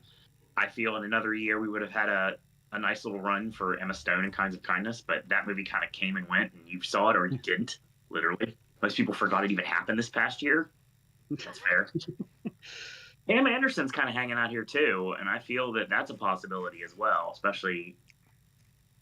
But it's the same situation as Demi Moore, kind of the comeback story here, and Demi Moore belongs here and should be here, and with any justice will be here. And Pam Anderson probably not, but maybe some buzz, like some sorted buzz here and there. It's interesting, AJ, you bring up The Outrun, because I saw that movie theatrically, and it's interesting what kind of a place it's in, because now I'm actually seeing a lot of people going for it. When they're talking about Ronan getting nominations, The Outrun is what they're going with at this point. Mm-hmm. So, of any kind, honestly. And, The Outrun was fine. The performance was great, but again, fine movies, great performances happens all the time. Yeah. Well, I'm sure we have more to talk about before this video is over. Angelina for Maria seems to be kind of a safe bet, but I don't feel like I'm going to go that route. As a matter of fact, I feel like this train keeps chugging along, and literally, it's right behind me right now. And I've loved pink and green my whole life. They were my two favorite colors before I got to blue. And at the end of the day, I feel like the Wicked train is real, Jerry, real. And that tells me that Cynthia Erivo is in this conversation. And she should be in this conversation. So she took Angelina's spot. Adding to the actress lineup that I can't let go of because it seems too set in my head. Demi Moore for The Substance, Mikey Madison for Honora, Nicole Kidman for Baby Girl, and Carla Sofia Gascon for Amelia Perez. But if they decide they want to change the category on things, all bets are off. It's crazy how busy that category is. Tell me about it. Unlike Best Actor. Well, there's 4, and then there's pick one. Well, here's the thing, is I did my 5, and I have 2 I'm not even sure about anymore. two that I'm not even sure about. I think we might be in the same. We could potentially be in the same boat. Well, I'll tell you one thing. Somebody that should be here that unfortunately doesn't seem to be a Sebastian Stan for a different man.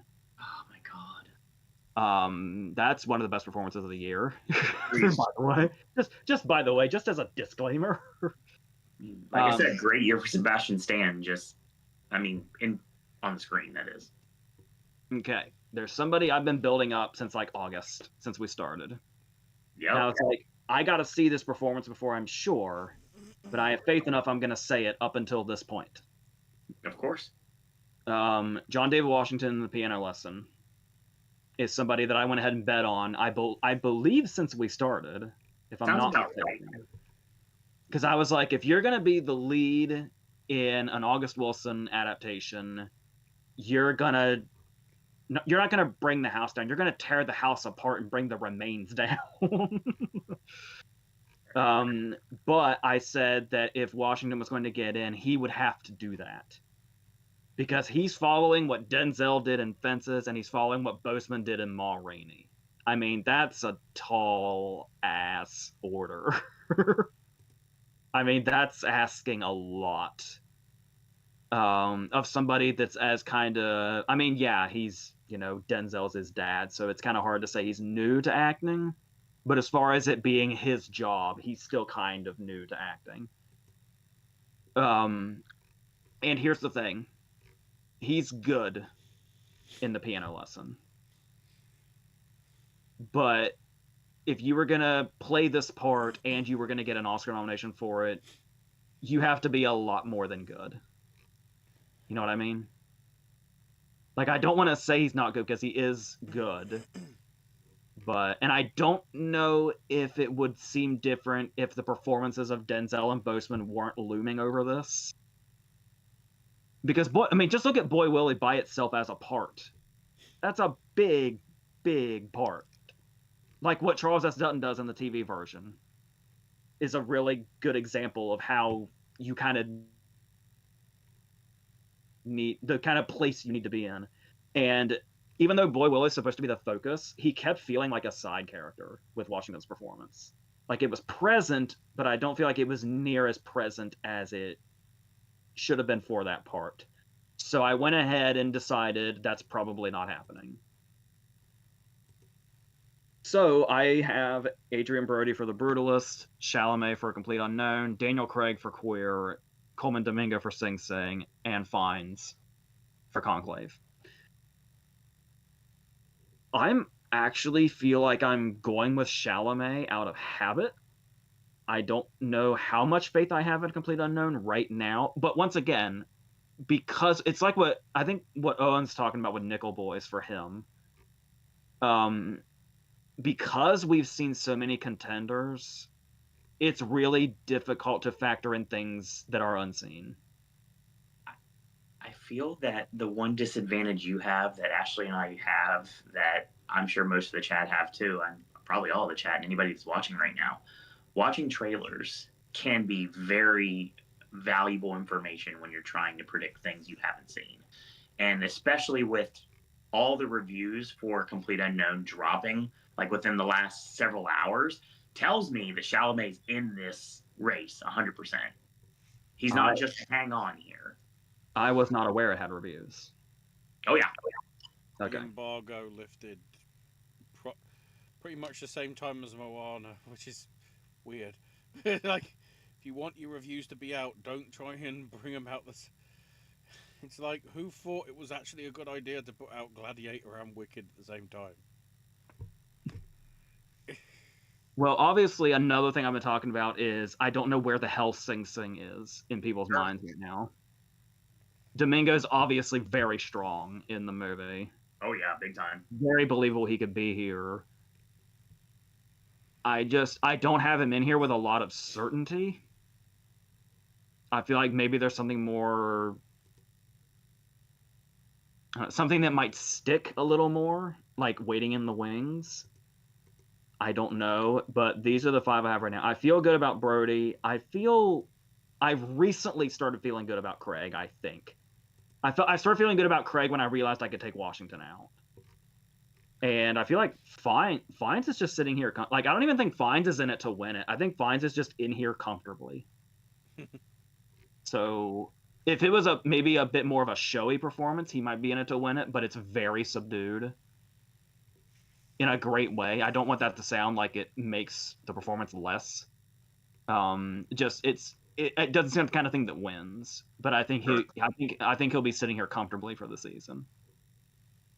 So, if anything, I keep hearing that Brody might get his second, is what people are kind of looking at. But like I said, the Brutalist is so unseen to me. I have no grasp on it apart from what has buzz. So yeah, that's my 5. Like I said, I feel like that unless I'm really overlooking some people, this category feels very small to me.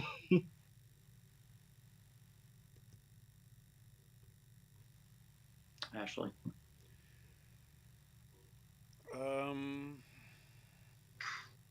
Yeah, no changes from me. I still have Adrian Brody for Brutalist. I still have Chalamet for A Complete Unknown. I still have Daniel Craig for Queer. I still have Common Domingo for Sing Sing, and I still have Ralph. Something. Fines for Conclave. I don't think Mescal's getting in. I don't think he's strong, and I'm trying to work out whether there's a chance of somebody making it in. I guess maybe Skarsgård for Nosferatu. If it works out, we'll see. Bry's predictions. In the just missing out 5, we have Sebastian Stan for A Different Man, Bill Skarsgård for Nosferatu, Jesse Eisenberg for A Real Pain, Sebastian Stan for The Apprentice, and Glenn Powell for Hitman. So nearly. In a perfect world, that's where we'd be. But the 5 in for Bry is Chalamet for A Complete Unknown, Daniel Craig for Queer, Adrian Brody for The Brutalist, Common Domingo for Sing Sing, and Ray Fiennes for Conclave. Okay. And then Spencer has Jesse Eisenberg for Real Pain, Common Domingo for Sing Sing, Timothy Chalamet for Complete Unknown, and then the rest get cut off. Because then it goes to not sure about director or picture. So it completely different. So guess the other 2. Josie script dictions. My guess is Dwayne Johnson for Red One. And Red One gets too much heat. It's not a great movie, but sometimes you need to turn your brain off during the holiday season and forget about how much. Dwayne Johnson for Moana 2 as well, because we've got to sing in the cinema. I want to go to Canada. You like it or not, you got to sing in the cinema. Damn it. Adrian Brody for Brutalist, Coleman Domingo for Sing. We'll just gotta let that slide. Coleman Domingo for Sing Sing, Jesse Eisenberg for A Real Pain, Ray Fiennes for Conclave, Louis Koo and Raymond Lamb for Twilight of the Warriors, Killian Murphy for Killian Murphy for Small Things Like These, Glenn Powell for Hitman, and Message Zaray for The Seat of the Sacred Fig. Go ahead. It'd be fantastic if Eisenberg was more in this. Tell me about it. He's just kind of observing the action of A Real Pain until like an hour in, and then he gets 2 like really big moments. Yes. That are phenomenal. But I don't know if that's going to be like enough to get past like Spirit Awards or something like that. I'd love him in contention here, but it might be an uphill. He feels that he doesn't feel like he wants to be, because after that clip that went viral over the weekend of him being scared shitless about presenting it at whatever showing that it was at, where he was sort of like knocking his self-confidence and whatever, I was like, this is completely the opposite of A Social Network. He's not brave and courageous, he's timid and shy. What the hell? So the fun fact about... Go ahead, Jim. I was gonna say there's portions of The Social Network where that's him, but it's a complex character because that movie is a masterpiece. Anyway, continue. So that's funny we bring up Eisenberg. And it would be wonderful if Eisenberg was more in this. But then again, with him writing and directing A Real Pain, which looks like it's going to at least get quite a few Oscar nominations, at least at this moment. And it feels like it's going to. Not getting nominated for Best Actor isn't the end of the world, especially with Kieran Culkin basically contending for a victory at this point. That being said, I had to bump him out, and I didn't want to, but it was always going to be one of two people. And Adrian Brody, Timothy Chalamet, Coleman Domingo, and Ray Fiennes all just chilling at the party right now. Chilling at the studio, $85 an hour. If you know. At the end of the day, there was only two options. And it would come down to the movie that I saw and the movie that I thought I might see but knew I wouldn't. Which I've finally seen a trailer for. So again, this is where I get the advantage of the fact that I've seen the trailer for this movie. So at least just judging it by the trailer, I made a decision. Now, I like Paul Mescal in Gladiator 2. A lot, actually. He's got some really good stuff in it, good scenes in it. He's got a good rah-rah speech at the end. That was entertaining. He's very good. Pedro Pascal just completely, like, most people hadn't even talked about him, but, I mean, he's fun. He's enjoyable. He's an enjoyable character. Not a good person at all, but enjoyable character. But then we get to the fifth slot, and it was always going to be Brody, Chalamet, Domingo, and Fiennes. But who's the fifth? Well, Jesse Eisenberg was who I had last time, and I would not feel uncomfortable with keeping him here.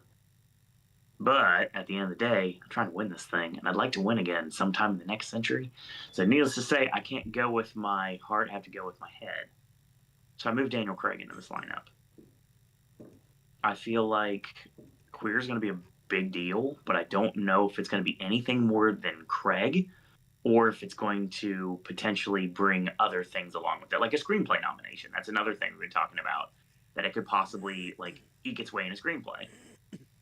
And the only thing I'm hearing them talk about the movie itself right now is Daniel Craig, which feels weird me talking about Daniel Craig, just like I just talked about Russell Crowe. So for the people that have been longtime viewers of this channel, they know how very conflicted I am right now.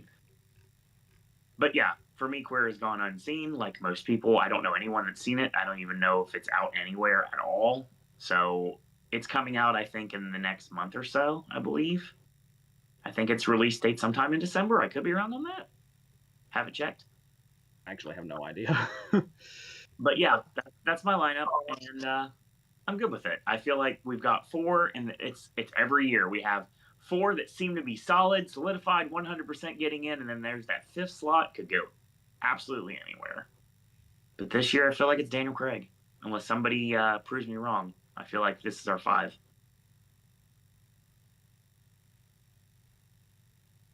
Best director. All right. Yep. I hate this category too, man. Don't worry. It's really this first person. Yep.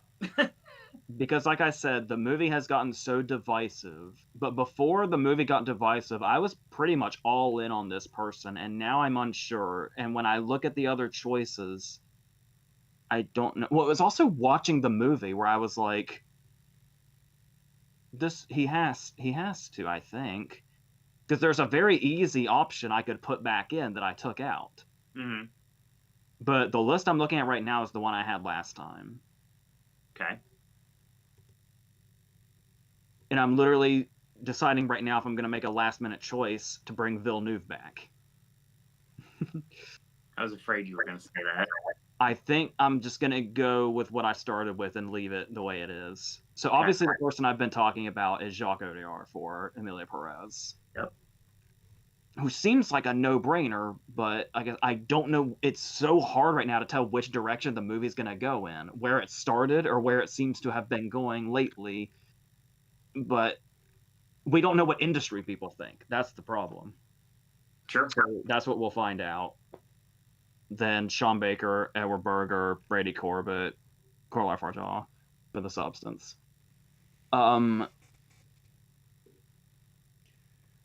Ramel Ross for Nickel Boys. Yep.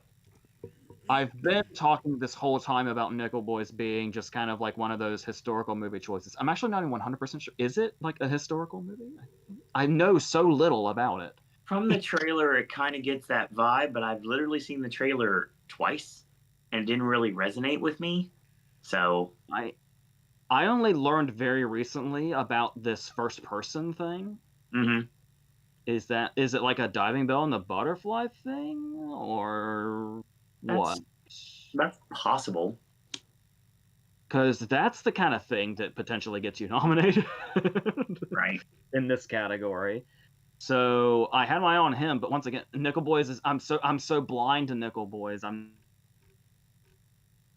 not really sure, and I've made my decision here with the 5 I have. But my question is John M. Chu somebody we're looking at? Yeah, I think so. I definitely think so.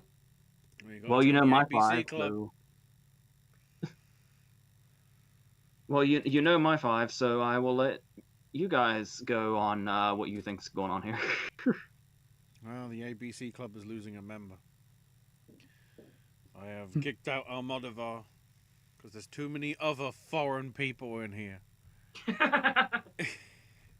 The opinions of Ashley are only Ashley, and Ashley is alone. Says the one person that's not from the States in this podcast. Joining Jack Audiard for Amelia Perez, Sean Baker for Honora, Edward Berger for Conclave, and Bradley Corber for The Brutalist. I have Ramel Ross for Nickel Boys. It's the only place that I have it, but Nickel Boys is getting enough traction now where it might be edging into other categories somewhere down the line. Yeah. We'll find out if it ever actually comes out over here. I don't even know. It might just be streaming over here. I don't know. Probably not, but, you know. So, yeah, but yeah, Chu is... Almodovar might move in and it becomes the ABC Club again. And then I guess it becomes Hercule Poirot because 4 of them have to fall, so it becomes the ABC Murders. Metaphorically. Right, if I can get the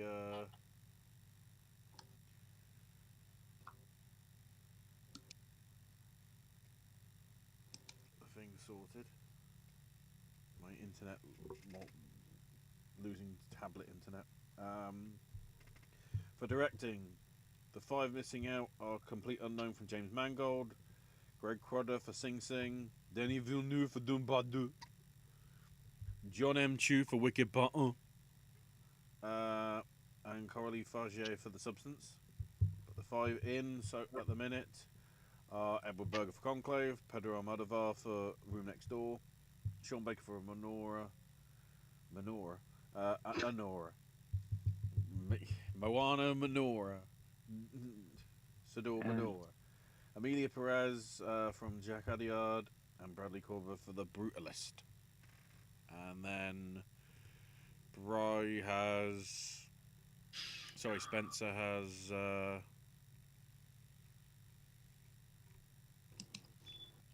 Spencer's not put any. All right, that's quick, easy. I think that's the end of Spencer's predictions because I don't see any more. What the hell? Okay. So Josie's script dictions, we have Baker, Berger, Soy Chiang for Twilight of the Warriors. I'm not surprised that it's on here, given the fact that I've seen it so many times on this list, actually. Corbett for The Brutalist, Farge for The Substance, Payal Kapadia for All We Imagine Is Light, Matthew Rankin for Universal Language, Mohammed Rasola for The Receipt of the Sacred Fig, Ramel Ross for Nickel Boys, and Walter Salles for I'm Still Here. Okay. So, I didn't change anything either. I always talk about there is a female presence in the directing lineup, and will there be one this year as well?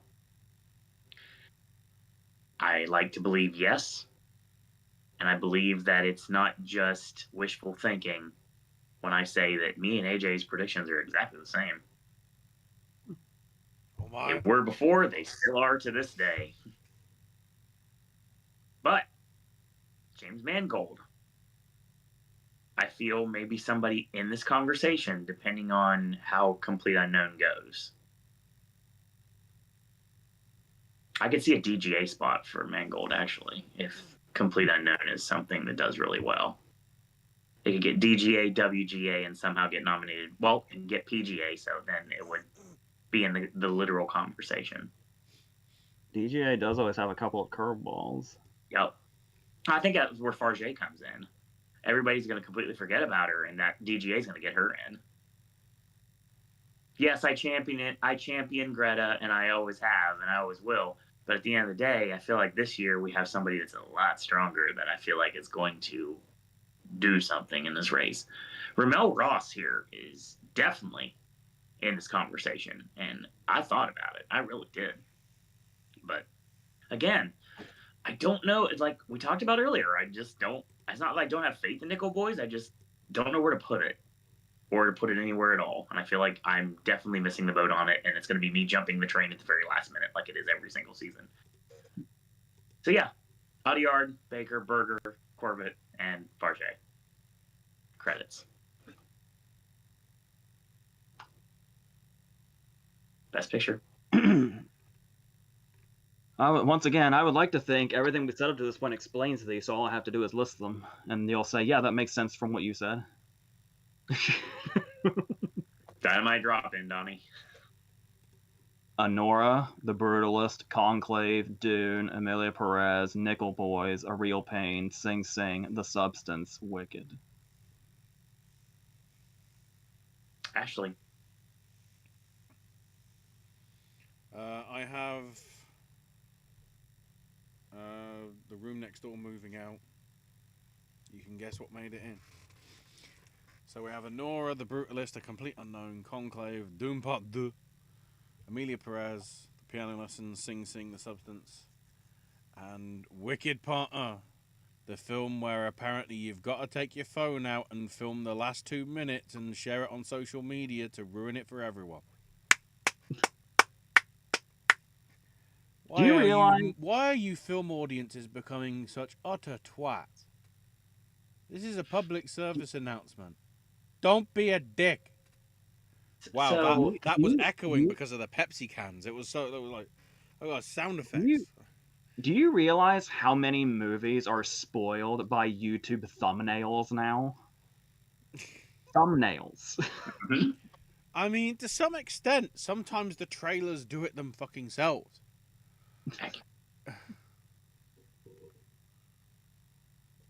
I got Cage's face in Longlegs spoiled to me because of a thumbnail.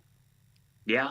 Do you realize how much effort it took them to cover that shit up?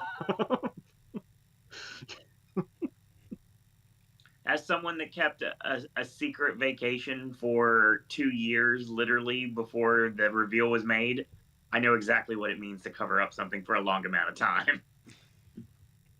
I mean, not that it was a tremendous reveal or anything, but still, they covered that shit up really well. I did not know it was like...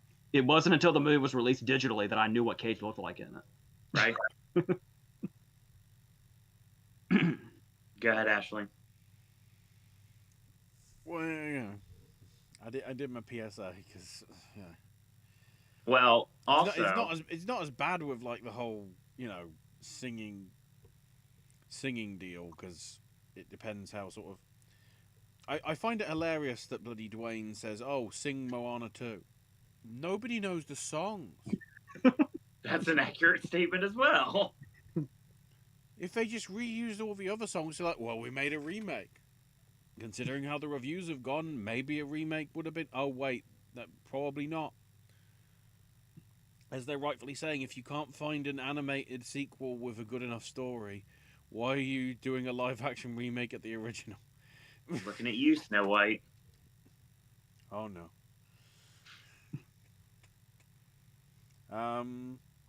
So Bry's 11 through 20. Nosferatu, Hitman, Wild Robot, Saturday Night Blitz, Baby Girl, I'm Still Here, Gladiator 2, Challengers, and A Complete Unknown.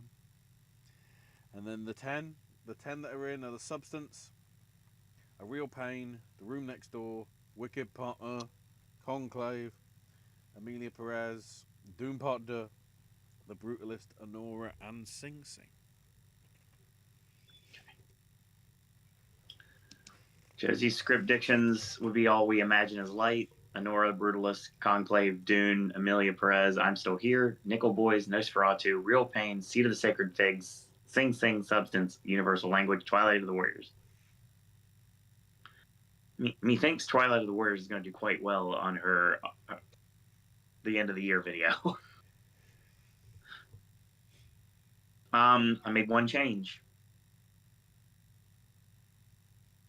And again, I put my finger up twice during both Ashley and AJ's predictions because the only difference between either one of ours is one. It's two different movies. I had to bump out Saturday Night for Wicked. So joining it, we have Honora, The Brutalist, The Complete Unknown, Conclave, Dune, Amelia Perez, A Real Pain, Sing Sing, and Substance.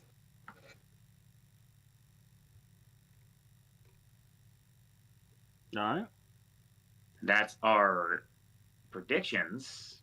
So if you are enjoying what you saw tonight, then that's going to be the end of the predictions for the night. But we still have a little bit in chat left to go through. Anyone that wants to hang around and listen to the rest of our show. As we speed read, trying through. Yeah, Spencer says I'm missing AJ's movie reviews. I feel like I need to hear your thoughts on Honora, Brutalist, Blitz, Gladiator 2, Amelia Perez, The Piano Lesson, The Apprentice, and Sing Sing. Have you got to Brutalist yet? Because I think everything else on that list we've touched on. I want to say The Brutalist isn't until like Christmas. Oh, okay. I think he just means like in general throughout the season. Yeah. But I hope he realizes that you're not gonna get any unbiased thoughts on Nora from. I'm not even sure like if I see it, it's only gonna be for a reference point for this award season. I'm not. Yeah. Something. Never mind. Something kept popping into my head. It's like, say this, but I don't want to. Nope. I'm not saying a word. Everybody knows what's up if they've been here. Yep. With me and Honora. So, yeah. Spencer says, any thoughts on the animated Lord of the Rings movie coming out? Yeah. Why is the popcorn bucket fucking stupid? I don't know whether you've seen it. The popcorn. No, I haven't, but the trailer looks god awful, and I have no interest in watching it. The popcorn bucket is like one of the hammers that's used by like one of the dwarves. Oh yeah, the popcorn's in the handle. Yeah, no, the popcorn's in like the Mjolnir rock bit.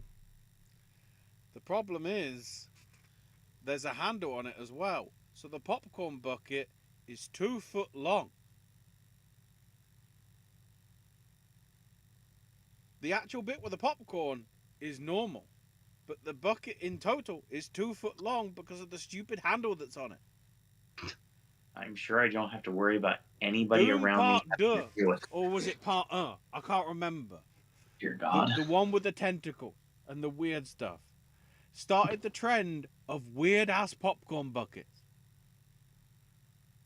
I wanted Wicked popcorn buckets and Wicked merchandise, but it was already gone by the time that I got to the theater on Friday.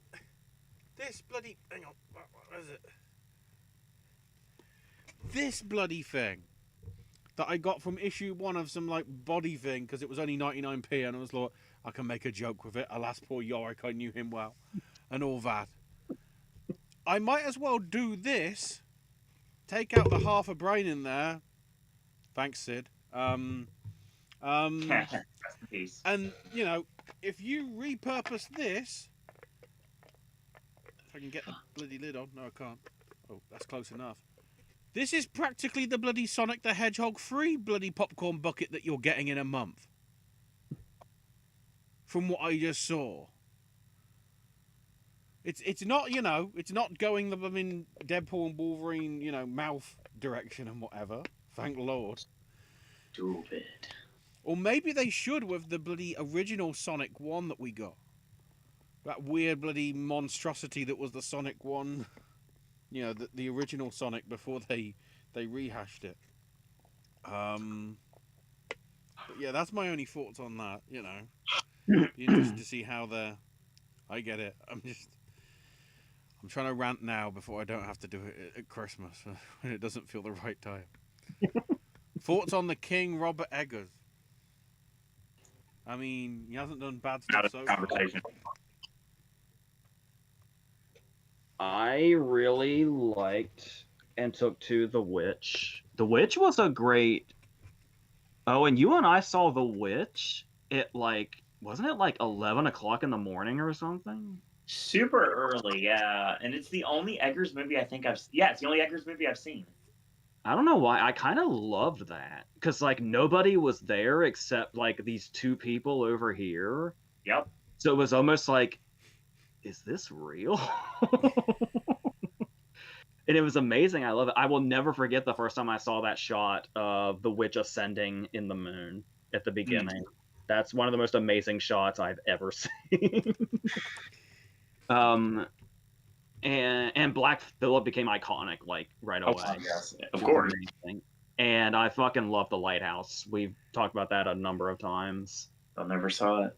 I actually just rewatched The Lighthouse earlier this year, and it's still fantastic. I love like all the different theory rabbit holes you can go down. Normally, I hate theories because most of them are fucking dumb, but there's some very interesting ones about The Lighthouse, and I love that. And those performances, especially Defoe, are just on another realm. I'm not like crazy. I've only seen The Northman the one time in the theater, and I thought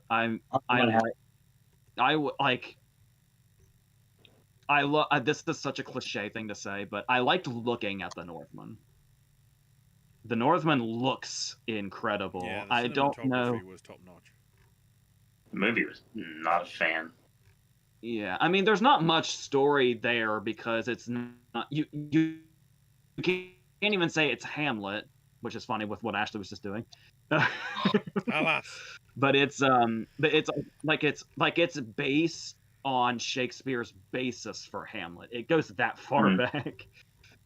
So it is going to be like a bare bones story, but the visuals in it were insane. So I do appreciate it for that, even if I didn't really get much more out of it. And Nosferatu, I'm like, as soon as it was announced, like I think as soon as The Witch came out, it was announced, by the way, this is the guy that wants to remake Nosferatu. And it's like, yeah, since 2016, I've been game for that, and I can't believe how close we are after 8 years. It's a literal month from now. Yes, a month from yesterday. Yep. So I'm very excited about that, and it's like I can't even like I mean I can just say like, hey guys, I'm really excited about that. That doesn't do justice what I'm feeling. You can't see what I'm feeling. That Robert Eggers' Nosferatu is less than a month away. I mean, I'm hoping Yaron gets an Oscar nomination for cinematography for Nosferatu. I don't see a way it won't be. He's worked on everything that Eggers has done so far on the big screen and everything. How he did that well, Shyamalan poached him for Knock at the Cabin last year. If you want to call it that. I like that, man.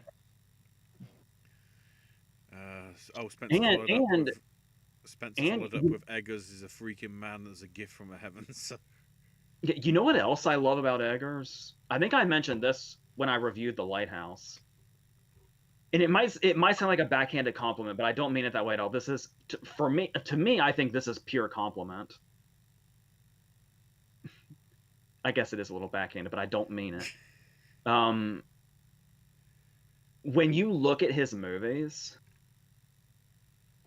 I was really surprised when I watched interviews with him because of how totally unpretentious he is. Like if you were to tell me, okay, you're about to see the guy that made The Witch and The Lighthouse and The Northman, I would not be expecting who he is. He just looks like a guy. Like, he just seems like a guy who will just like humbly talk about his work without making it like he's as great as he is. If that makes sense.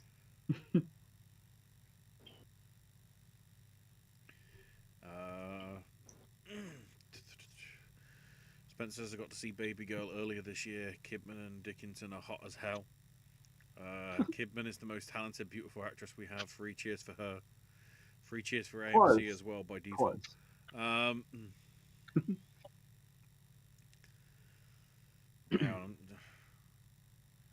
double checking this because Spencer's obviously written this because he knows I'm going to try and botch it.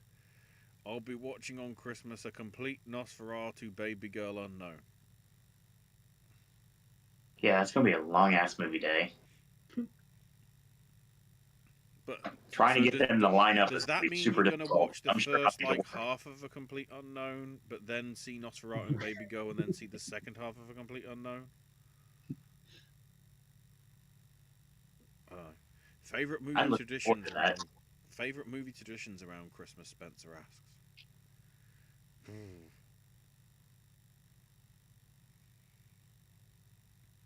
You mean like which ones do we have to watch around Christmas? I guess, yeah. Yeah.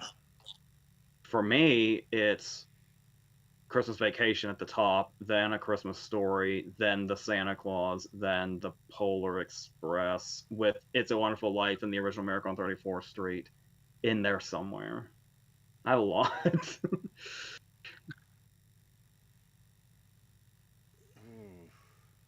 I haven't got a chance to watch anything in years, but one thing I do remember is watching Rudolph and Frosty every year. Yeah. For me, Home Alone and Scrooge have to be in there somewhere as well. And Love Actually, honestly. Yeah. I'm very happy I got a theatrical version of Love Actually last year. Gremlins is always in there. It's weird that Die Hard has become like my go-to, more so than anything. You know, Paddington 2 was close.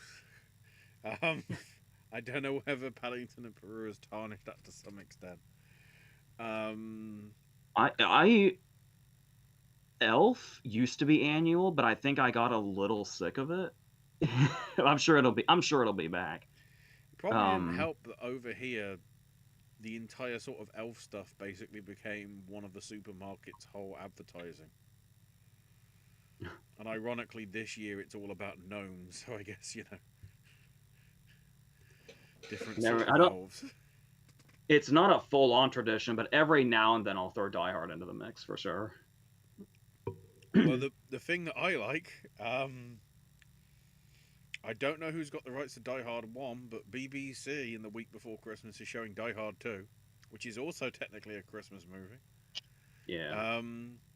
But then the night after, they're showing former alumni of the Popcast Movie Club, Die Hard with a Vengeance, the giant summer film on the 19th of December.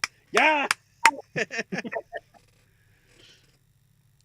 Let's hope it's a mild day. Otherwise, if it's snowing outside and people are hearing summer in the city, I'll be like, the fuck? I was just saying that's literally how it starts. Yeah, no, that's why I mentioned it. Oh. Spencer says AJ should direct a movie. I'd back it on Kickstarter. Well, Spencer, I absolutely would if you had the whole budget, which if you know like a rich person that has like the full budget, please by all means let me know and I will make that movie for you. I have plenty of scripts laying around that are ready for this. We were literally just having the conversation the other day. I wrote something that I'm very proud of. The Blacklist really liked it, just didn't like it enough. And it wasn't stolen, so that's good. It's something that I wrote for Michael Shannon as the lead. He's like the good guy lead. And it's like kind of in a Taylor Sheridan inspired world. And then there's the scene in A Different Man where they're making a movie. Michael Shannon is making a movie based on his name. And my first thought was, can Michael Shannon get a movie made based on his name? Because number one, on one side, he has 2 Oscar nominations and people know who he is. But on the other side, he is still like a niche supporting actor. So is a different man making a tongue-in-cheek joke that Michael Shannon can get a movie made by himself? I don't know, but if Michael Shannon sees this, I got a killer script for you, dude. As I was seeing off Hats Off Entertainment's video covering said movie, it's weird to think that the project that came immediately before Breaking Bad for Bryan Cranston was National Lampoon's Holiday Vacation or Thanksgiving Vacation, whatever you want to call it. The straight to DVD thing with Judge Reinhold. Dear God. Oh my god, I think I might know what that actually is. Yeah, it aired I on was thinking of TBS one- apparently. I was sitting there going like, what the fuck even is that? But I was like, holy shit, I think I know what that is. Yeah, And Cranston's in it? yeah. As not cousin. It is very funny that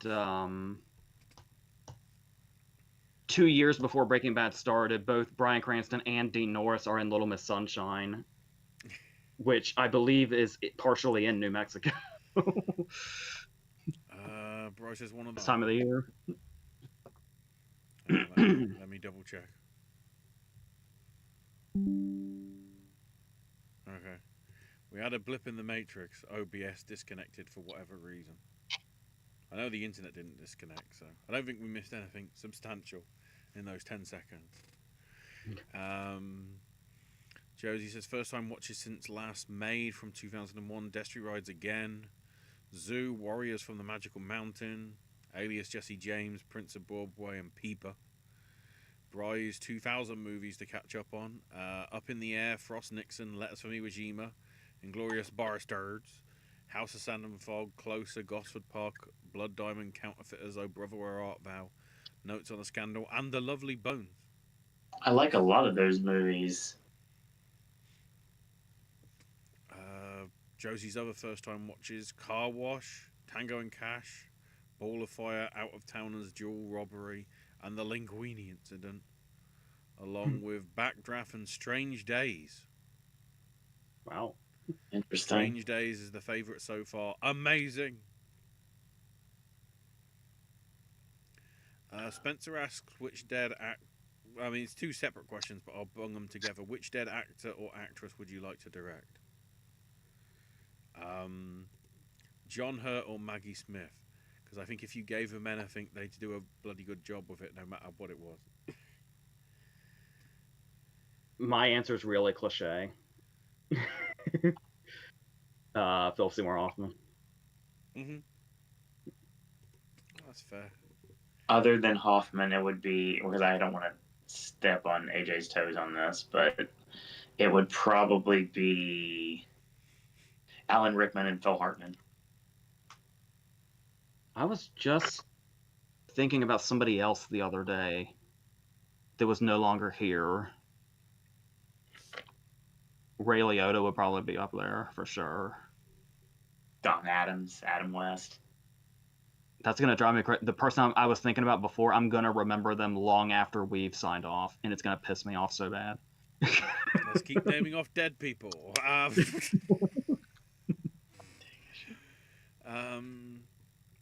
Bryce says, I can do what I think should have won or do agree with, but now I'm going to change that, and once it's all done, I'm just going to do what would have been my pick by category. The only exception in me ranking the best picture nominees. Josie's saying, it was interesting seeing Ray Fiennes with longer hair in Strange Days. What arises is when you saw actors you were used to seeing with short hair with long hair instead and slightly being put off guard.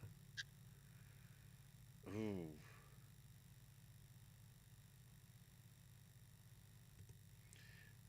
Probably because it was around the same time that I was seeing the same movies. But when I saw Pierce Brosnan look like a hobo in Die Another Day, part of me thought, was that Hagrid? It Because you never see Pierce with anything other than his normal hair. And then he's like, oh my god, he's panhandling, man. This is another one that I know I have an answer to. I rewatched Body Bags recently, and the Stacy Keach segment is really interesting.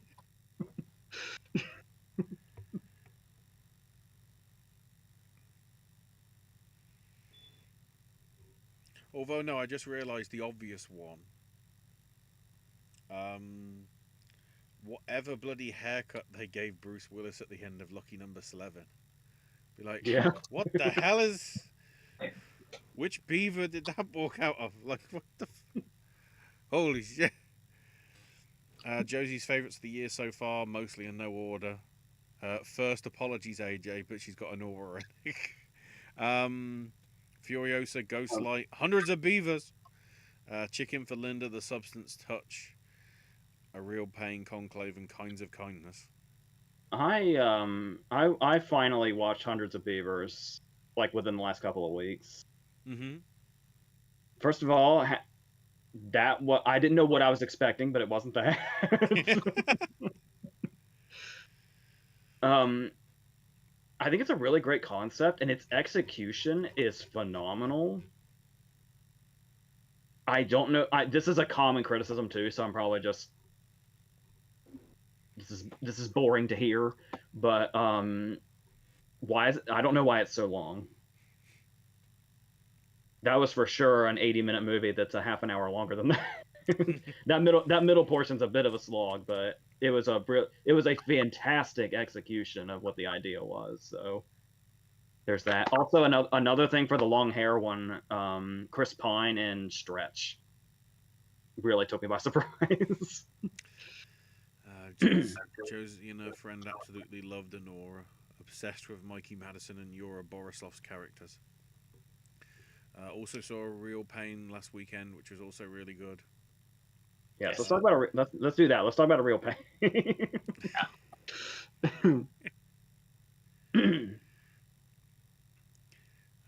My mom at the end of Conclave, without giving spoilers, said Jesus just fell off the cross. I wish there were a lot of people there when I saw Conclave, and they were all old. Yep. And I really wish I could recreate the noise I heard when the end came. I don't think I can, but it was you could say it was surprise. That's the way to safely put it. It's a noise of surprise I don't think I've ever heard before. That's the crying game. AJ, thoughts on Glenn Powell not getting Sexiest Man Alive? Each time I see Krasinski's face on the People cover, I can only feel about how irritated AJ must be.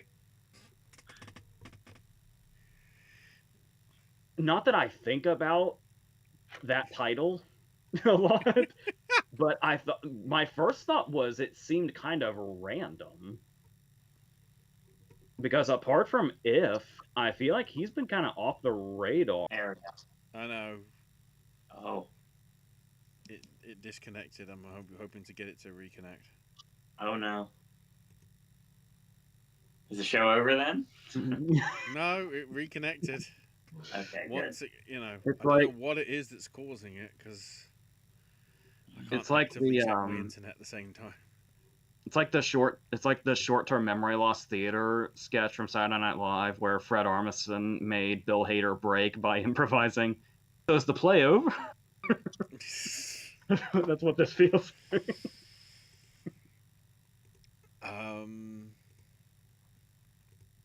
Did my answer to that go through? I'd say so. Yeah. What I was saying was I felt like, even though I don't really pay attention to that title, I felt like Krasinski was a random choice. Like it seemed like it kind of came from out of nowhere. Because Glenn Powell would have been a good choice, I would say, for sure. Josie listed off a number of tracks that would probably be on Honora and Igor's Infinite playlist or whatever. such as Two Princes by Spin Doctors and things like that. I lost all Spencer those. says, not sure anymore about director or picture, but I hated both Piano Lessons and Amelia Perez, so they're not being represented much in my lists. I feel like he's about to write a strongly worded letter to Netflix from the sounds of it. Oh God. I'm fine with the Piano Lesson, but like I said, if you line it up with Fences and Ma Rainey, it looks a little weak. I'll say. Spencer asks favorite original song and score of the year so far. Yeah.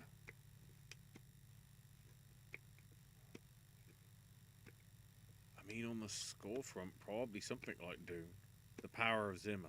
I was just saying, when we saw in Gladiator 2, when he walks into the arena, the many times he walks into an arena. Yes. I was like, this is a fucking Ridley Scott Gladiator movie. And my first Harry thought kept Gregson Williams has done a half-assed job. And I just kept thinking, like, where's the Harkonnen arena when you need it? Yeah, that's a, like, once again, probably a cliche choice, especially because it's so loud and memorable in that way. I'm not very musically eared, like, to catch really that, like, right away. Like, I only really think about scores during award season, I think, unless it's something like really moving that really stands out in the context of a movie. It's something that I might not notice right away. That's hard to say. Yeah, Josie says yet to see Strange Darling, but really want to. Spencer says any good sound work or VFX works outside of Dune 2. I mean, to some, wouldn't say it's VFX, but like the sound work in Substance, like Josie mentions, I think is a fair good bit. And to some extent, I kind of also want to say, surprisingly, Gladiator 2, at least in terms of VFX. As in, like, the fact that Ridley Scott went basically David Lean and, like, you know that Colosseum? We're not CGIing anybody. Everybody is real. We're putting real people in. For sound, I'll go horror. Longlegs, and interestingly, Terrifier 3, I felt like had a very standout sound design. Mm-hmm. It's generally been a strong year for horror, so it's good to see at least. Yes, it has. Josie says, I love the practical effects in Hundreds of Beavers. Reminds me of the practical gags that were in the early Raimi and Peter Jackson horror films. I could see that, yeah. Which films in this year would you like to see MST3K make fun of? Amelia Perez. Penis to vagina. They just do some weird sort of, like, you know. They probably try and get some sort of reference to pineapple apple pen in there with that. I would like the actual actors to do a commentary over Saturday night. If I could have in almost anything, that's one thing I would love to see. I know. I have an answer. I have a Mystery Science Theater answer. Go ahead. Here. That'd be really interesting. There's plenty of setups for jokes too for them. So I didn't even dislike Here necessarily. Like, I don't think it works entirely. Sure. I appreciated the commitment to the concept, and it's an existential crisis movie, and I'm constantly having an existential crisis, so I was feeling it. Like, it's weird how you can feel a movie but still think, I don't know if this is that good or not. Yeah. It's annoying because I was going to say Cade the Tortured Crossing because, god damn it, we need an MST3K Neil Breen. Oh my word. It seems so obvious. Don't let just Red Letter Media do it all. Give somebody else a chance. Wizard of Oz would have an app called Oz or a self-flying hot air balloon. Oh, Bry's run through some of the dates. So the Spirit Noms are on the 4th. The 9th is the Globes. The 10th, I believe, is the Critics' Choice TV nominations. The 11th or the 13th is the film nominations. And then we get the shortlists for the docs, certainly the docs, the foreign films, and the animated, along with probably the sort of long list, if you want to call it that, for the various other, or a fair few of the text, your VFX and all that. Josie What says, were I the wonder what what were the dates on that again?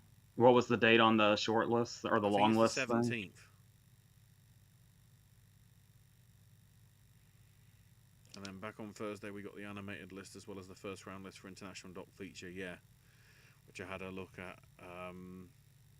at least Wallace and Gromit, mate. I wasn't sure with Wallace and Gromit because it's all like, films on Netflix January 2nd. I was like, are they bringing it out in cinemas to make it eligible? Please? Dear God. Josie says, I wonder what the air quality in Oz is like. Probably low. It's Jeff Goldblum. He's going to take all the gas. There needs to be more family adventure coming of age things like Sandlot, Jumanji, Zathura, Stand By Me. People need to love Oz the Great and Powerful more and watch AJ's excellent verses with Wizard of Oz. Says Spencer. Yes, indeed. Those coming of age movies used to be like mainstream family movies, but all the coming of age movies now are indie movies. Oh shit. The relationship might be over. Spencer has decreed, my girlfriend didn't want to watch Pacific Heights again. How rude. Oh no. I'll tell you a movie that needs to have an MST3K, Megalopolis. That'd be fun. Get to the club. Real fun. Get to the club. Get Aubrey Plaza involved with that too. Let's go. Owen, I had the Wizard of Oz on earlier, and during the intro of the Cowardly Lion, I thought to ask you which wrestler would you like to see the lion face off against? Gilbert. Bloody hell. Chris Jericho, because he puts over anyone. Can I just say how much I adored Wicked for using the Wizard of Oz's 1939 font for the title when it came out? Oh yeah. Oh, that's why they took a picture of it. Yes. I really appreciated that. I wonder what grocery chains in the land of Oz would be called. Walmart. Oh, the girlfriend didn't want to watch Pacific Heights, so we watched her favourite movie instead. Laugh, Clown, Laugh. Clowns are really scary. Top 3 scariest clowns. Any of the clowns from House of a Thousand Corpses? That's a fair statement. Terrifier Clown. And Jerry Lewis in that film that will never be seen. It's in Congress. See, I don't think the traditional clowns like Pennywise and Art and all of them are that scary to me. No. I don't have it right now. I have a Pennywise pillow of Skarsgård's Pennywise. That's how scared of Skarsgård's Pennywise I am. We only see him for a second, but you know which clown really creeps me out is the one that's released at the end of Cabin in the Woods. That's fair. We only see him for a second, but he makes an impression.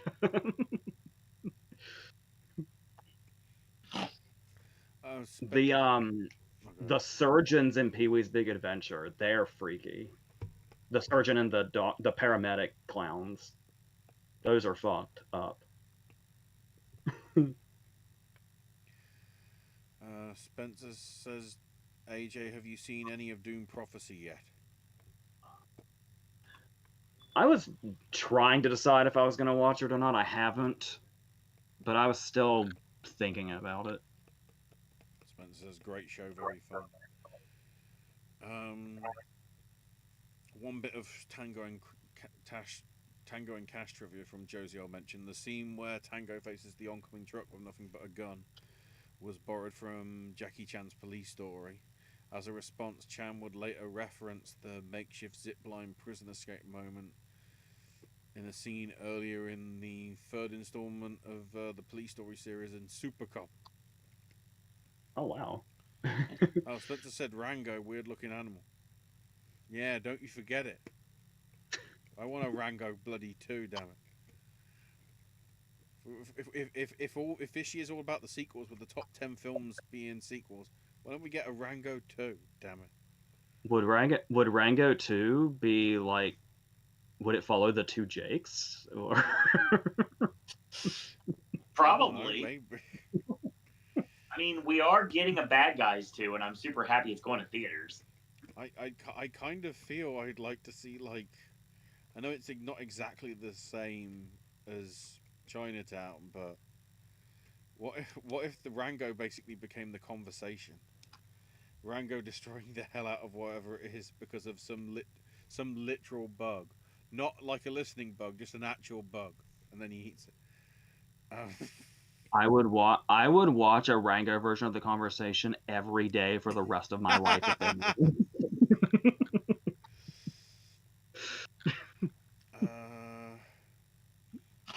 Spencer says I used to believe in Maria. I don't know if I believe in her. Well, Jolie possibly for this. Pablo Larraín is very artsy. Yeah, that's usually what they like. Looking at the animated list, why is The Day the Earth Blew Up a Looney Tunes movie on the list when it's not coming out till February? That's a fair point. I don't make that. Spencer says all we imagine as light and seed of sacred figure masterpieces. Kevin Davis says Academy voters isn't going to give musical film Best Picture. They nearly did. I mean, we've already rang that bell a couple times. Hey, shut up. That happened. I mean, how many musicals have won picture? Quite a few. I mean, Chicago would probably. I mean, yeah, that was 22 years ago, but still, it's certainly by no means unprecedented, especially if you bring the 50s into it. As close as I want to go, as close as I want to go politically without straying too far, had the election result not happened, I think The Apprentice probably would have been in more consideration than it is now because of the way Hollywood has reacted to it. I just really think that it's too much of a hot button topic that people don't want anything to do with, and it sucks because the performances in the movie are superseding the movie itself. But they'll never be seen by most people because most people won't watch it. My screening was very interesting. There was a few people in there and they were very uncomfortable.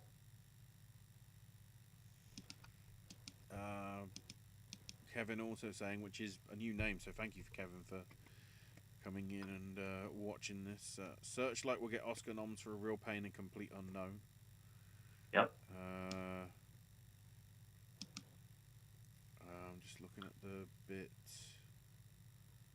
One little bit of interesting trivia from Josie regarding, trying to see, Strange Days. In the UK, the film was broadcast on December 29th, 1999, the day that the events of the film began. Which does feel fair. Spencer says Last Door and House of Gucci are underrated. Last Door, not so much. I see what you mean with House of Gucci, but then, you know, it's a me! Morbius!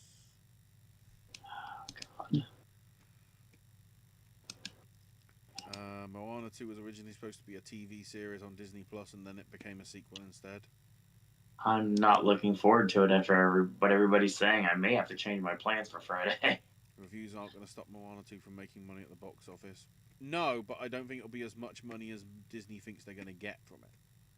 Wicked's going to split the box office on Thanksgiving week for sure. Hypothetically, who would sponsor the gladiator fights in either 1 or 2?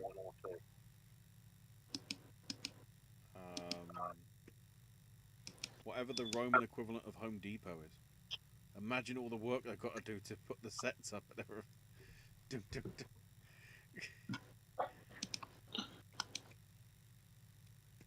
What the hell is this, Josie? Lately, I've been wondering what a karaoke night for the cardinals and the nuns in conclave would be like. I saw that and I was like, okay. I'd imagine it'd be like a faculty party night. Which of the cardinals would win a karaoke comp? Ray Fiennes. He does everything. Yeah, I can see Ray Fiennes saying It's Not Unusual by Tom Jones. I have no idea why. It just popped into my head. Well, I mean, we got to get Isabel Rossellini to sing Blue Velvet before she leaves. Oh, absolutely. And Bry also says Mufasa Lion King is not on the animated submission list. No, because Disney probably thinks it's live action because they're off their tit. The Witches should have campaigned Angelica Houston for Best Supporting Actress in 1990. She could have beaten Whoopi Goldberg. She would have given Whoopi a battle, but I have a feeling Whoopi still would have won in the end. Josie says, I've yet to see Amelia Perez, but I'm considering pairing it with a John Waters film. I don't think it matters which one, does it? Going back to that, I kind of assumed that Whoopi's biggest competition that year was Diane Ladd for Wild at Heart. Yeah. That's a pretty big performance to have to go through as well. As it's the 20th anniversary of the SpongeBob film, they should have Goofy Rock at the Oscars. All I'm asking is we get in the Oscars. I was going to say, we're already going to have SpongeBob and his new girlfriend now. Yeah. Kevin says best animated feature. That's not awkward at all. Pixar's Inside Out 2. Moana 2 could win. And DreamWorks, The Wild Robot, is probably going to get an Oscar nomination, but not much all. Josie, apparently, because of me swearing about it, is going to be possibly putting Wallace and Gromit 2 back in her list. Funny. My mum cried when we left the theatre for A Real Pain with how emotionally and politically relevant it was. And then following it up with, I had a mental image of Kieran Culkin's character in Real Pain taking a plane to the land of Oz. Although Substance is talked about online more directing than that of screenwriting, I think it's worthy of an original screenplay nod because of a masterclass of storytelling without overly relying on dialogue. Didn't it win screenplay at Cannes? That sounds right. I think so.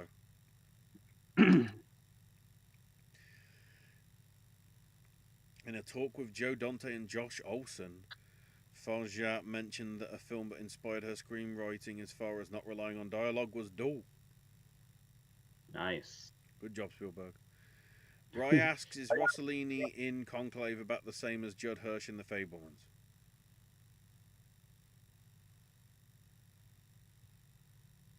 She probably has more screen time because she's just kind of around. But it's probably close. Yeah, it's very comparable. Josie says, I've been wondering throughout the season if Rossellini could be following a Beatrice Straight in network trajectory.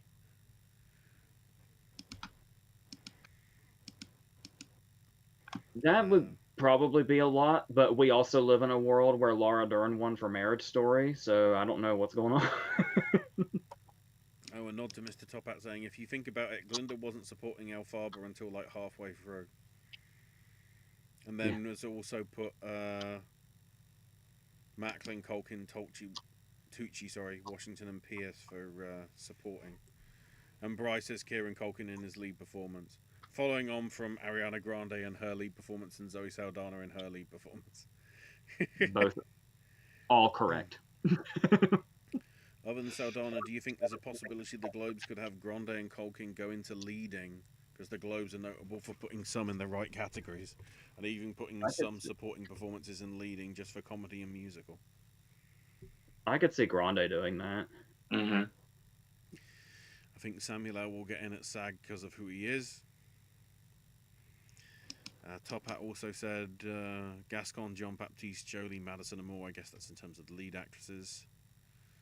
Again, and Bry also saying my point. I feel Revo might get more so recognition for part 2. For sure.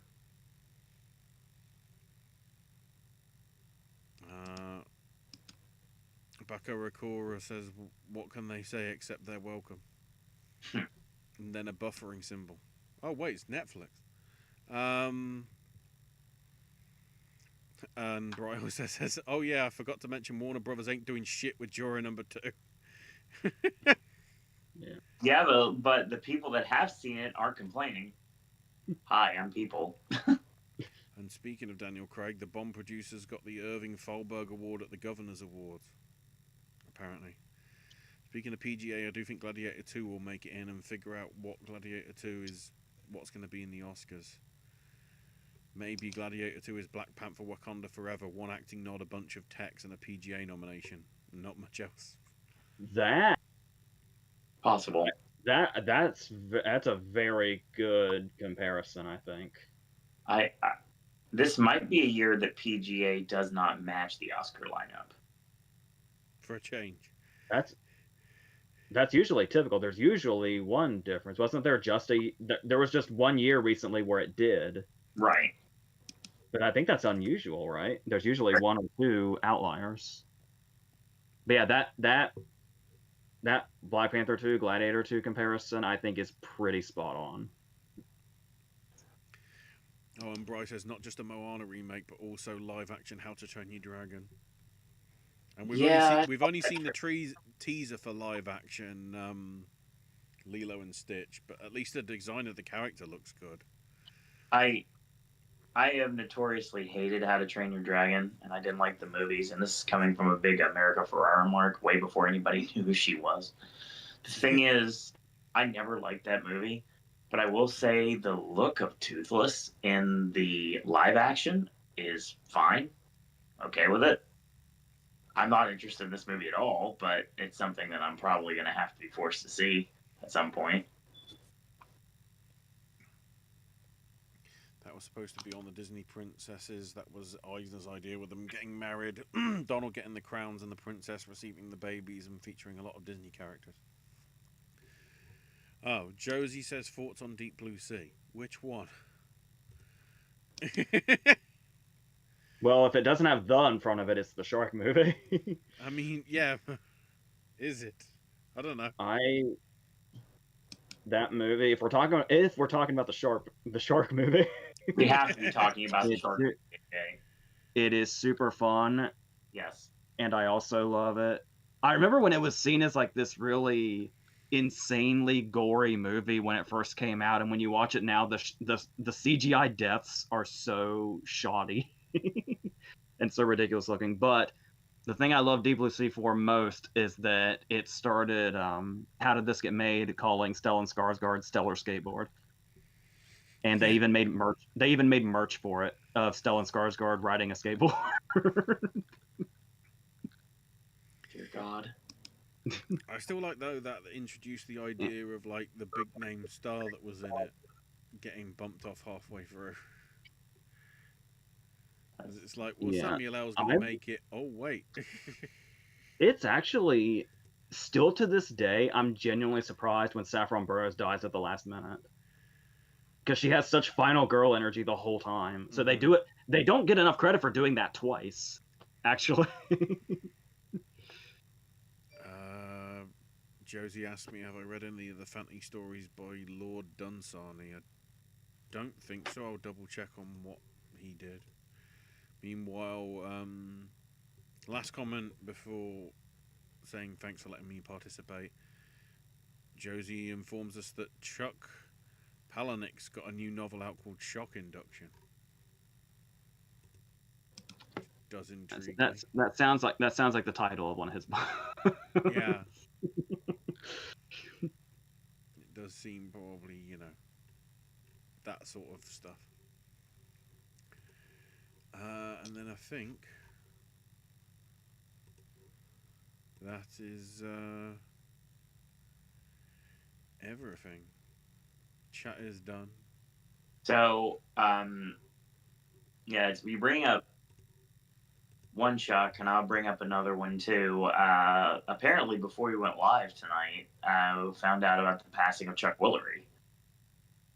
Given the fact that I'm a game show mark, that's something that he's been pretty much one of the voices of in my back of my head during afternoons with my grandmother growing up, all the way to when the Game Show Network used to have Lingo, which was his last show. That happened like a few days ago, and it made like no headlines. That was really weird. Yeah, it was brought to my attention. Yeah, it happened on the 23rd, and it was not something that was brought to my attention until just recently. It just came across Twitter, and I was like, "Oh, that sucks."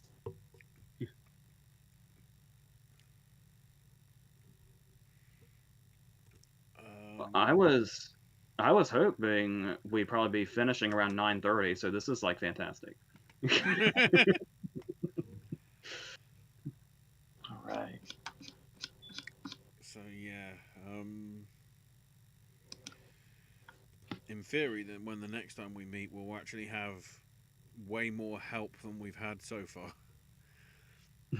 What with a fair few of the awards coming out. Obviously, when we get to December as well, we'll get to the point of the critics associations giving out their end of year awards as well. So we'll have even more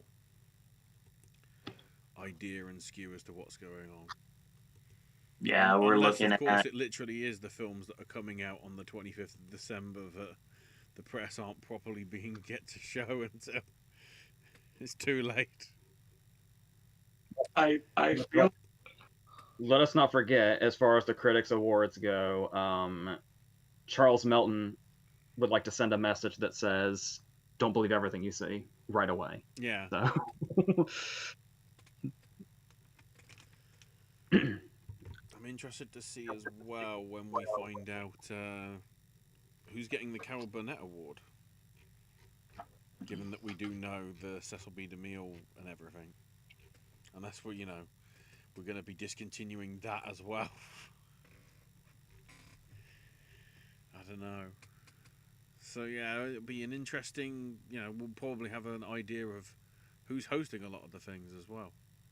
But I still don't think we know who's doing the Globes, but either way, we'll be here. Lead us out, Owen. AJ, you had something to say. Okay. I was sure we had a Globes host, but I can't remember who it is. I think it's a woman. Yeah. Maybe I'm wrong. I'll get there later.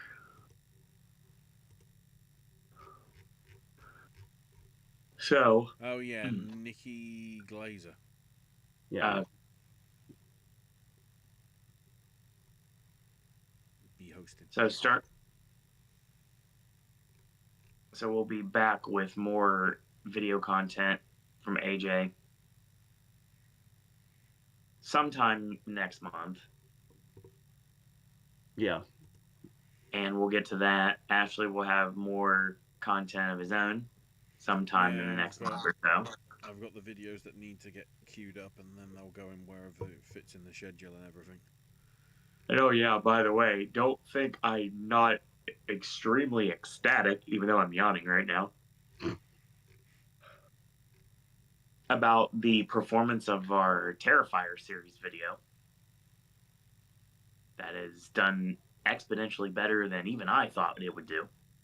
So thank you for anyone that has checked out that video. AJ put a lot into it, and it talks about all three movies. And definitely, if you haven't seen it, go watch it. Plenty of archives to check out on the network. I got a lot of stuff in the can that I haven't put out yet. There's a lot of sipping snacks that are coming. I have more concert footage that's coming, more Voices of Liberty content that's coming. It's just, everything's super hectic this time of year. It really is. And it doesn't get any easier after the year begins because there's a lot of things that are going to change in 2025. So we'll see how that goes. Once again, Ashley can be found on Twitter at AshIsMyNameUK. AJ, of course, cannot be found on social media, which we've alluded to numerous times. But if you want to leave him a comment, you're more than welcome to. He will see them. And I can be found on Twitter at Sir Owen Disney or at Popcast Network. And basically, the Popcast Network Twitter is used for the distinct purpose to put over these shows. So yeah, we'll be back here. It looks like maybe Festivus, potentially, or day before New Year's. So it's going to be one of those two. It's going to be around that time. So day before New Year's makes more sense to me because it's right after I come back from World's End. And we have already seen all of the Christmas movies, which I'm probably not going to be able to watch till December 27th. So That makes the most sense to me, the day before New Year's. All right. So that's going to be coming your way. And thanks, everyone, for tuning in tonight, whether live or in archive. Thank you to our live chat, as always. Spencer, Brian, thank you, Josie. Thank you, everyone that chimed in. Mr. Tophead, I saw, chimed in as well. We had some new names from the past and present that we've never seen before, so thank you for joining us as well. If you lurked tonight, then thank you for watching. And in the meantime, I want to thank you guys and girls out there for watching. And until next time, boys and girls, that's all we got to say about that.